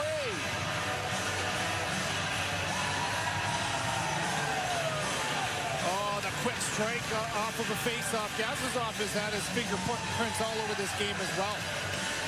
Already with a goal in this game. He doubles down, and look at this one, a set play from Julian. That's a fantastic little tap forward through the 5-hole. So you allow your opponent to win the face-off, and boom, you jump around behind him. You make a nice little pass, set play. Look at Gazizov, goes right to the net. Outstanding execution off an offensive zone face-off. Early in the third period, London extends their lead to 3. 81-point regular season for Gazizov. Second most OHL points by an import player this year, trailing only Dalibor Dvorsky of the Sudbury Wolves. And Gazizov has come through with 2 goals this afternoon. Number 70, Ruslan Gazizov. Here's George behind his own net. Plays it around out through center. Beaudry hustles back. Pressured by Cowan. Picked up by Komarov. Crossing pass finds Jean Grom. They'll chase it deep to the London zone. Repchik centers. And it's bouncing around back to him as he swaps it to the point for Jan Gaudreau. Now Houchette. Trailing him is Sam O'Reilly. And the puck comes out to center ice. Gaudreau shoots it in. George over to Edward. Nel Saucer at the center. Now Gaudreau takes it over. The neutral zone again. Dickinson. Flutters this into the Drummondville zone as Gaudreau passes back over for Simon Pierre-Brunet. Luke Woodward from Bridgewater, Nova Scotia. Off to Poche. Shot is kicked out by Simpson. Another chance in front. Tip wide. Puck stays along the end boards for a moment. Way ahead for Landon Sim. Center ice. He'll move it in. Landon Sim out of New Glasgow, Nova Scotia. His dad, John, played in the Ontario Hockey League with Sarnia before he went on to the NHL. That's why Landon Sim was eligible to play in the OHL. That's the league he chose to apply for the draft in. As here's a shot, they score! Oliver blocked from the line, redirected in front. And it looks like Kasper Haltinen got the last touch on it. And the London Knights have taken a 4-0 lead. You bet he did. 6'3", 215 pounds, the second rounder from San Jose. Known more for his shooting ability. We talked about him off the top. 17 goals in these playoffs. How about that? Just D-to-D, get the puck to the net with traffic. And that's the recipe Drummondville's looking for, right? Try to get traffic into the eyes of Simpson, get a tip. That's exactly what happens here. Haltinen normally scoring from range. Ball guys up. Shot to the net. Oh, maybe it. Oh, yeah, it does. Yeah, you bet it. Simmons flashes the Haltinen jersey. How about that? Plinko to the back of the net. That's why you go there. Create traffic, take the eyes away. No chance for Mercer. Back to center ice. Drummondville cross in with Boulin, sends it over to the near section. He's got his first of the Memorial Cup after 17 goals in the OHL playoffs as this puck goes out and over the glass. You look at the variation in this game from London, how they've scored in different ways, right? Like they attack you in a variation of ways where it becomes extremely hard to game plan, right? Like how are we going to stop this team? How are we going to take their strength away from them? I thought that Saginaw did a good job of that against Moose Jaw in that game #1, and now you maybe win one area of a game against London. They're like, all right, fine, we'll chip it down and we'll win the game on the wall. No, okay, you're going to back off. We're going to beat you off the rush. Go to the net, tip it in. They are so well-rounded. What a beast of a team. 2 goals, 2 minutes and 7 seconds apart as this one goes for icing. And Kevin, we saw what the London Knights can do offensively in the championship series against the Oshawa Generals. They scored no fewer than 7 goals in each of those 4 games. Yeah, they've got that offensive firepower, and talked a lot about that as well, where you don't rest on that. That's what's so admirable about this team, where that physicality. You see Gazizov, we'll keep an eye on him. He's feeling it on the bench. I think that's when you can get your skill, just take another step, right? When you invest the way London has physically, you can break the spirit of another team, slow them right down, and man, you just start to search for answers. And what we're starting to see now is London starts to stretch this lead here in the third, create separation. Here's Dion. Head to center. Kasim Gadet crosses in over the line. Oliver goes behind the Knights net. On to try and kick it out to center. Here goes Sam O'Reilly. For Cowan. To filter the pass over. It's taken away now by Kassim Gade. Down the left wing. Behind the center. Back in front, but the net's off the moorings as Sam Oliver sent the shot in. And Oliver Bonk takes exception to that. How about that play defensively from Oliver Bonk? Again, like his team, you talk about all the different strengths in his game. You know, offensively, we've seen that on full display. Talked about him on the bumper position. How about this? 2-on-1, take time and space away, right? You're in the passing lane, and then Bonk at the right time slides down in the passing lane and then pressures that pass with his stick. This is his brilliant defending. Sometimes you have to abandon structure. Bonk does, but he does it with a plan. Well executed defensively from Bonk. Kevin, in the lead up to the OHL Championship Series, I couldn't really talk to anyone who said that, or I couldn't find anyone at least, who said that London have a specific weakness anywhere. As this shot goes wide of the net, and Simpson holds the fort as he covers up. Cowan tries to sweep it out. Here's Oliver with his shot. That's redirected wide. Sam Dickinson picks it up, throws it out to center, taken away by Komarov. Garnett shoots it in. And Dickinson leaves it behind the net for Cowan to pick up. Cowan to center. Komarov sweeps it back to the neutral zone. O'Reilly lobs it in. Blockered away by Mercer.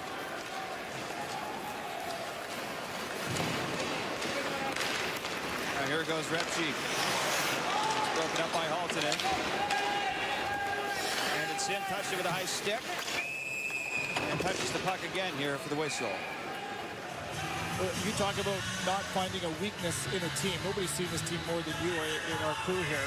And so then you ask, okay, well, how would you define the identity of London? And even that's hard to do because there's no one area of their game that stands out more than the rest. Are they physical? Yeah, you bet. They're the most physical, the most penalized team in the OHL. Are they good on the power play? Better than anybody else. Same is true on the penalty kill goals, 4 goals against. I mean, they're at the top of the league in all these categories. And it's what makes them the favorite team coming into this tournament. We're seeing it here. It's a long tournament, though. There were a lot of people talking about the Seattle Thunderbirds last year.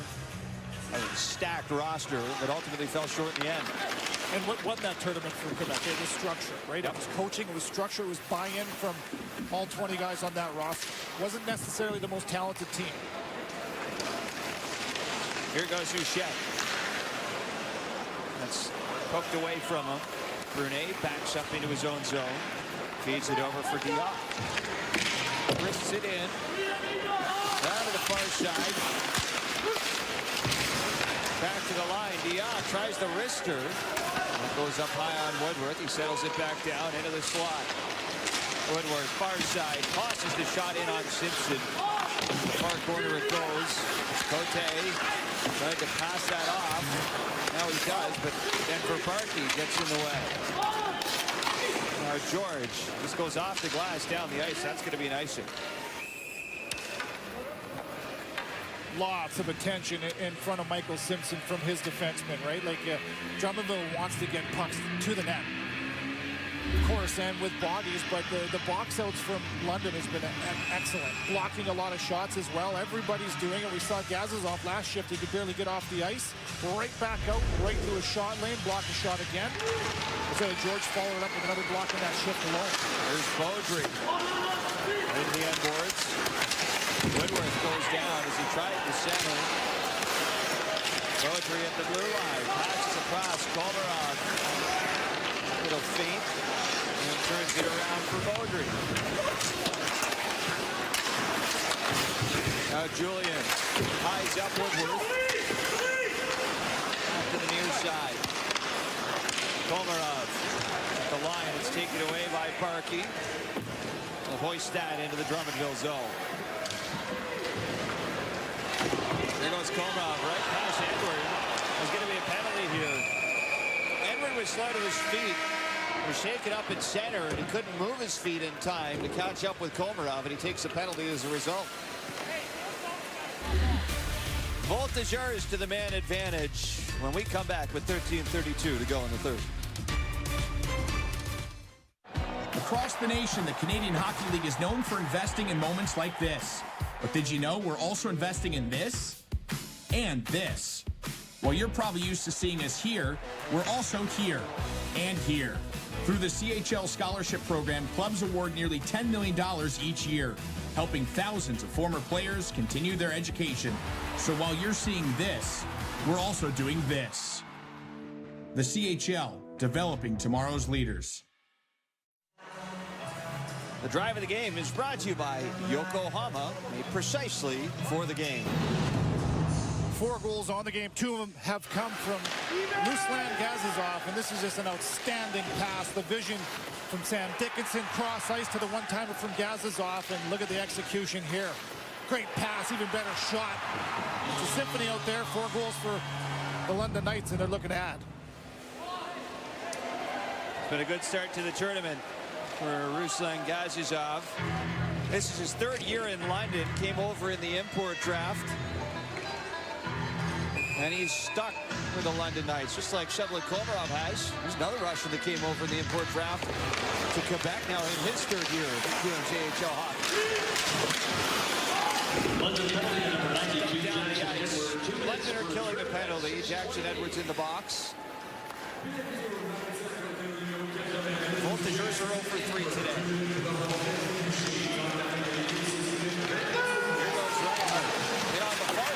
Tries to center for Cote, comes around the boards, out to center, picked up by Diot. Backtracking, he'll toss it across for Mikhail Houchet.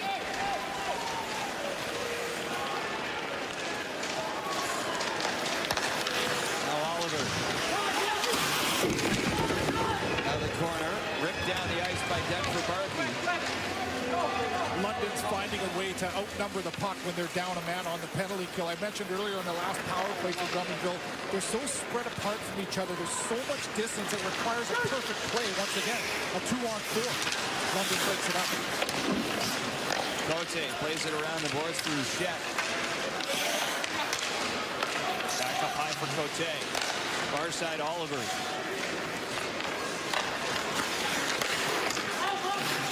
Toward the corner.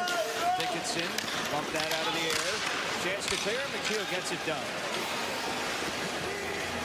Got to get a lot of credit to London here on the penalty kill where they're not fighting. You can see that there's a width and the depth of the power play for Drummondville. London's just saying, all right, we'll just take care of the middle of the ice and we'll let you guys play on the perimeter.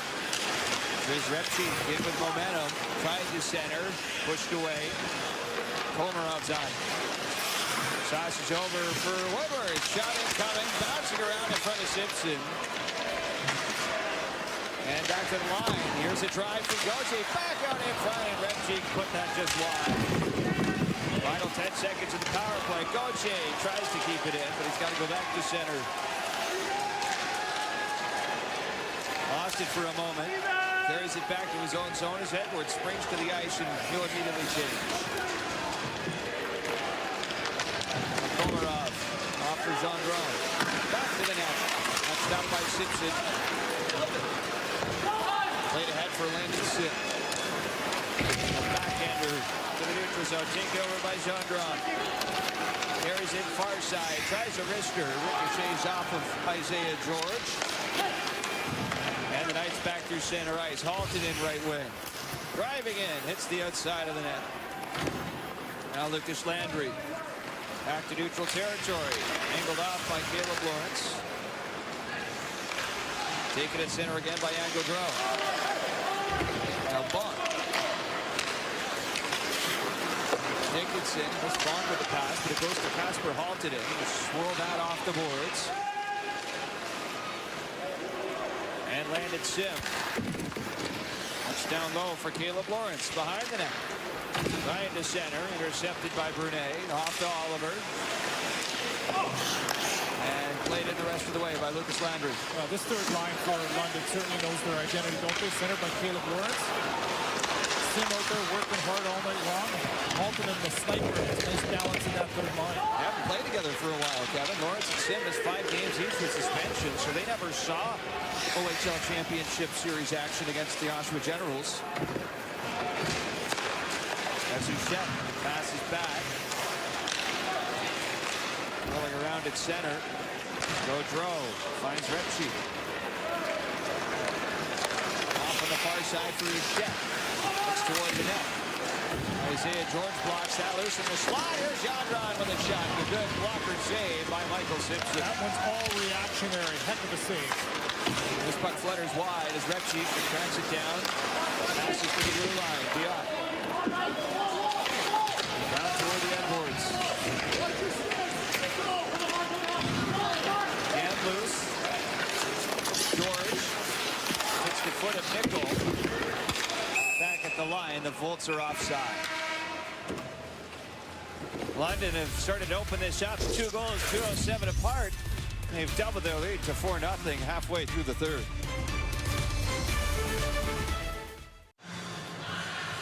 Well, we all know how much the city of London, Ontario loves their junior hockey and loves their London Knights. You just got to look around this building to see all the many green jerseys that have traveled the about 2.5 hours from London, Ontario here to Saginaw. And even though it's a rainy day today in London, the fans have still showed up and shown out for an outdoor viewing party. London's got Dundas Place shut down for a few blocks. That's just about a block away from the arena, and lots of fans out enjoying the fun. Lots to cheer about today, Victor, with their London Knights up 4-0 right now. Oh, the London Knights are as well supported as any team across the Canadian Hockey League. They sold out nearly every home game of the playoffs this year, and Budweiser Gardens has a capacity of around 9,000. They call it the mini NHL. You've been there? I've been there a couple times, and it never gets old.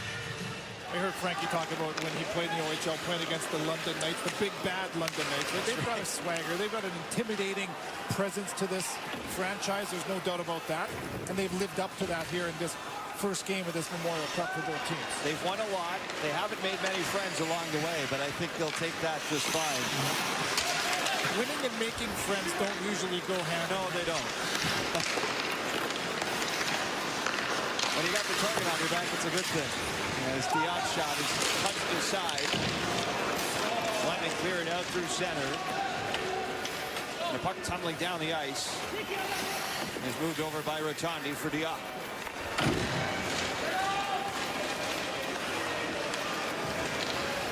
Dion through center. Backhands it in off the glass. Dickinson is behind the net. Trucks it back around for Barkey. Blasting out past Beaudry. Oh, we might have had the angle there, but it's going to be an icing with 8:13 to go in the third. This period was brought to you by Yokohama Tire, made precisely for the game.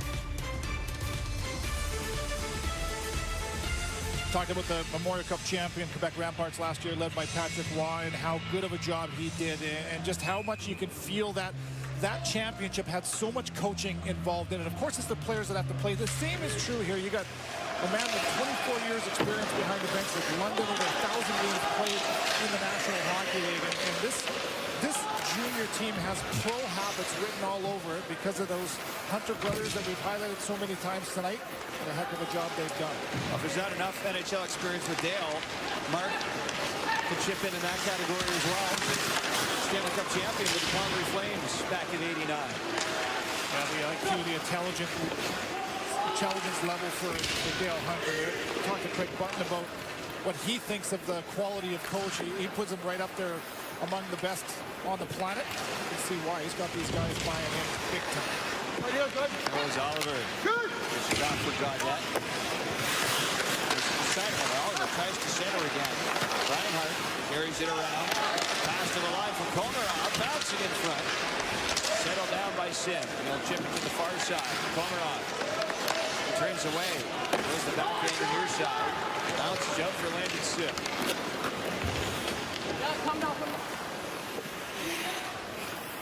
Komarov. Casper halted it. He's able to play it over for Lucas Landry. Landry skates ahead towards center. Off on the far side. Landry in transition. Goes to the corner. Picked up by Poulin. To the line, Brunet. Rides it around near side of the farm. Has the puck stripped away by Sam O'Reilly. Crossing in to Drummondville territory. Knocked into the boards. O'Reilly stays with it. Falls down with LaFont. And now Poulet. Tries to jam it loose as it comes back behind the net for Brunet. Up to center. Landry backhands it in. The Volts need a change. And a mix-up here in front of the London bench with Cowan and Poulet. Go after the other team's best players. The problem is the other team's best players aren't afraid to stand up for themselves either, as Cowan doesn't back down one bit. Here's Dickel passing off. Julian down low for Cowan. Brunet's on him. Up through Shep. Backhanded to London zone. And center ice for Tondi. There was Brunet. Tondi back on it. Here goes Houchette. He's offside. Drummondville still goose-egged here by Michael Simpson and the London Knights. It's 4-0 with 5:27 to play. The save of the game is brought to you by Real Canadian Superstore. Everything for every taste. Well, Drummondville continues to look for answers, but they've had some looks, and Michael Simpson has been rock solid, no doubt about that. Alexis Gendron on a 2-on-1. He makes a nice little pass over to Mikhail Houchette, and he connects on that one and forces Simpson to go from post to post. He makes an outstanding save. He's had some difficult ones. 28 shots. He stopped all of them so far. It's been perfect. Your Real Canadian Superstore save of the game. Playoff tested, playoff MVP last year for the Peterborough Petes, Kevin, before he came over to the London Knights. Looking for a goaltender and figured, well, let's pick up the guy that beat us last year. Yeah, why not, right? He's been there, he's done that. This team is built to win, no doubt about that. That's clear to see for London. And a great addition. 10th round pick by the Peterborough Petes back in 2019. He was the 8th last goalie drafted that year. Tells you character. To be a gem. Says character, right? Yep. All you need is an opportunity. You go to work, you develop, and look where he's at. London picked this up in their own zone. Edward passes ahead for Kazazov. That's picked off by Gauthier at center. Luke Woodworth. To toss it back over. It's taken by Jackson Edward. Hefty stick work here. As he turns around, fires it ahead to the neutral zone. Kazazov, short pass, hits Jacob Julian. Filtered to the end boards. Passed over by Baudry. And now starting ahead, Gauthier has some pressure here from Barkey. Barkey. That's kicked away. He'll get it again at center. Turning around back in over the Drummondville line. Here's Georgiev going back in front for Barkey, and he's driven into the net by Yann Gaudreau.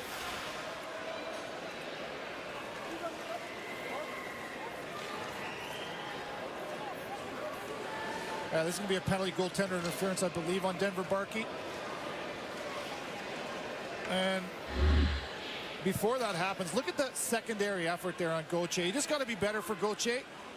He's got to make that play out of his own zone, but you can just see how slow the Drummondville team has become from the forecheck, the backtrack, driving to the net. It's going to be a power play for Drummondville, but it's been like this all day long, where just that attack mentality on the body to the net. You lose the puck, you work harder because you have a deeper hunger to have it. Denver Barkey has a really good shift and ends up in the box for his efforts. The right call, protecting the goaltender Mercer, as Barkey ends up in the net. Usually that's where he puts the puck. He scored 35 times this year. Had over 100 points, 102 to be exact, to lead the team. 6-game streak coming into the Memorial Cup. 3 goals, 11 points in that Oshawa series. Here's Kolarov for the Lions. Shots knocked down, walked out through center. He's got to step in front of Max McHugh. McHugh's got the puck. Spinning around is Woodward. Kolarov calmly ahead to center for Jean Drum. Up around the boards. That's cheap. Now Julian clears that glass it out. I just think, again, Drummondville's going to find a way to outnumber the puck, and you start from there and you try to work your way into spreading the penalty kill out. But right now they're just too far apart from each other again. Look at that. London is outnumbered. They win the puck again. There's Komarov.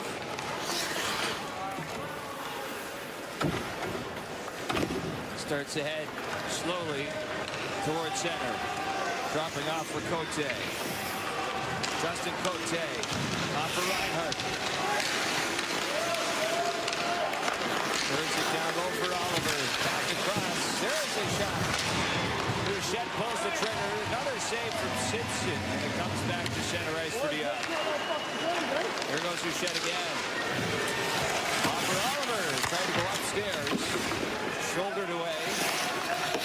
Now to the line. Cote down the wing. Oliver driving the net again. Bouncing around in front. And Simpson's on top of it. Sprawled out in the crease. And he keeps it 4-0 London. Sprawled out is right. Jackson Edward just completely sold out, laid out 6-3. And just watch at the bottom of your screen right there. He wants to take that lane to the back door away, and that he does. Look at this. Oh, man, that close for Drummondville to get their first goal of this game. And it is a game of inches. Simpson gets a piece of it and gets enough of it. Gets some help from his best friends as that one dances along the goal line. The best and closest chance for Drummondville to finally try to solve Simpson. Simpson gets a shutout tonight. Part of that is going to be in thanks to Max McHugh. Yeah, look at that stick right there. Second effort. That's been the story here all day long. Simpson had his one shutout in the playoffs, but he had 4 in the regular season.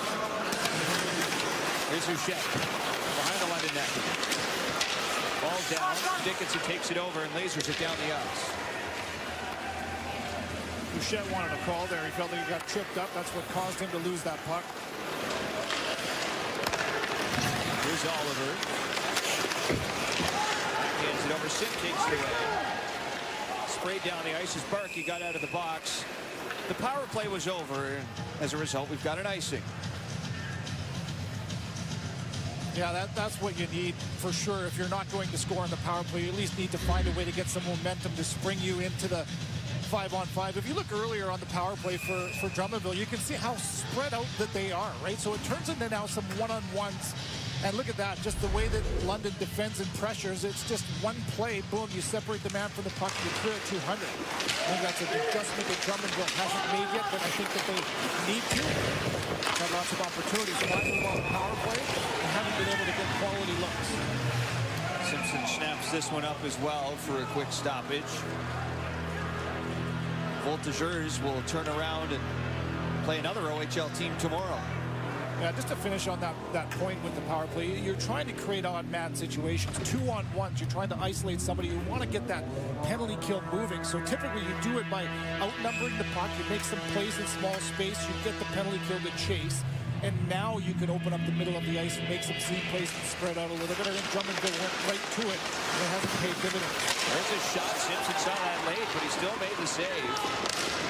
Nickel clears to center. Brunet picks it up.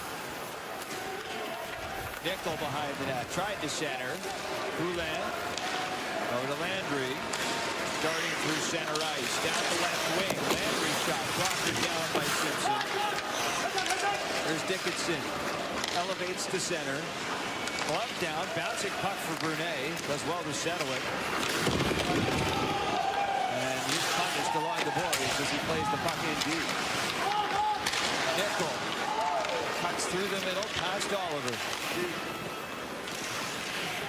Sliding in now for Noah Reinhardt.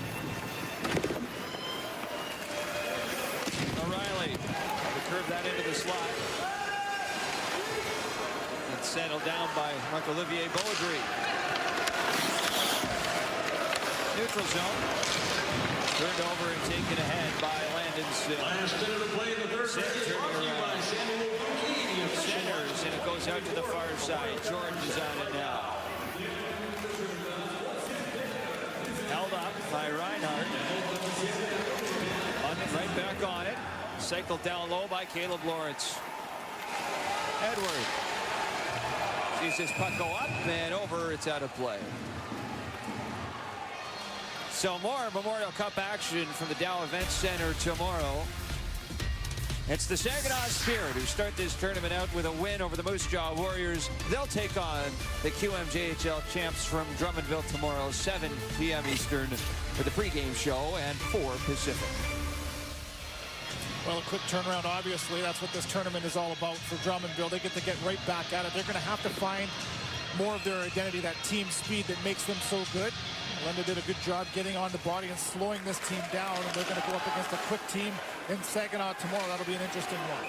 Here's Bolton. That goes out of play as Dill Hunter opting to go with a line to close this game that I don't think has seen much ice time at all. It's Nickel, it's Sawyer Bolton, Evan Van Gorp, and the defensemen Brustevich and Woolley.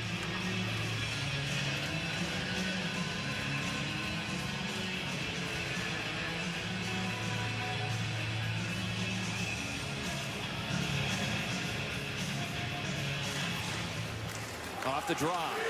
Bolton looking back to the line for Brustevich. Played around. Should be special for Brustevich. He's a Washington Township, Michigan native, so playing in a Memorial Cup in his home state. Part of Metro Detroit. Washington Township. As here's a shot from Bolton. That stop. Loose in front on the doorstep, and Nickel can't get it through. Final 5 seconds. London are going to roll right on through the OHL Championship Series and into the Memorial Cup. Shutout for Michael Simpson. The Knights win it 4-0 over Drummondville. You talk about sending a message not only to Drummondville but to this entire tournament. Dale Hunter's team comes out and leaves a stamp on this game. They were excellent in all areas.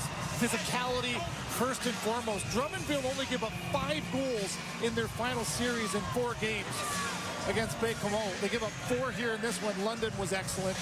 Their goaltender was good, Simpson, when he needed to be, and that physical game from the Knights was enough to slow down Drummondville. They took advantage of opportunities that they earned, and they get the big first win of this tournament.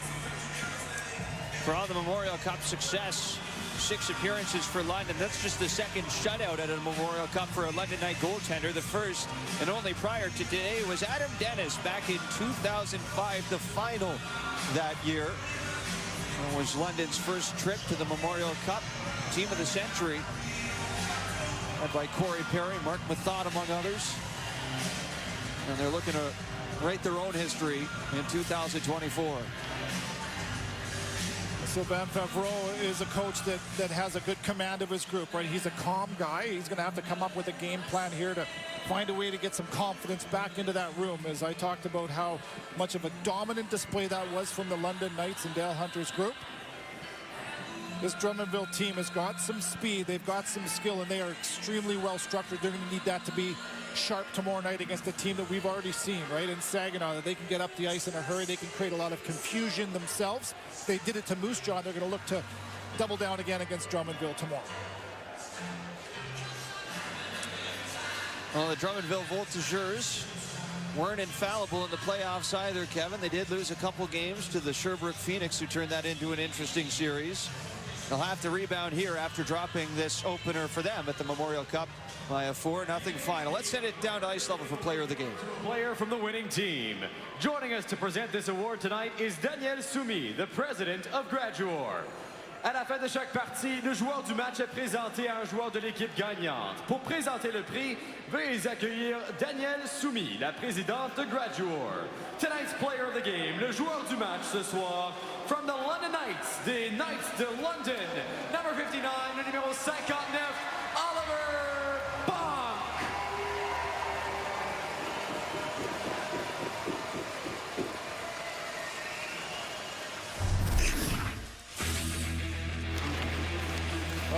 Oliver Bonk was all over the place tonight, and offensively a goal and an assist, but it was more than that. Defensively, on the penalty kill, blocking shots, he was on the body when he needed to be.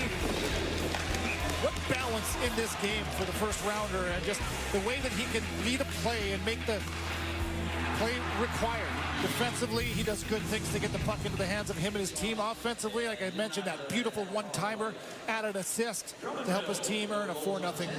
Player of the game, and he gets to talk with their very own Julia Toshiro. Thank you, Victor. Oliver, what a game for your team. I want to start by asking you about your goaltender, Michael Simpson. He was on this stage last year. What a game from him tonight. What kind of confidence does he give your group? Yeah, immense confidence. Every time he's out here, we know we're getting his best every single time. He's just upped his game coming into the Mem Cup, so we're really happy to have him in our crease. What else did you like about your team's game tonight? We gave him a little more chances than we liked, but I think obviously Mike played great, and we shut him down when we needed to, and we played our game and didn't really let him get going. How do you get even better? I think we just keep building on this, keep playing our game plan. We just got to set the tone every game. Thank you. Enjoy the win. Thank you. The London Knights start their tournament off on the right foot. Got another OHL team in action tomorrow. That's the tournament host, Saginaw Spirit, as the Drummondville Voltigeurs will tackle them on the second half of a back-to-back. Pregame show gets started 7 p.m. Eastern, 4 p.m. Pacific on Sunday, with puck drop at 7:30 local time right here in Saginaw. Well, we've seen all 4 teams now in the tournament field this year. Saginaw got it started with a win in Game 1, and London make it 2-0 for the Ontario Hockey League with a 4-0 blanking of the Drummondville Voltigeurs.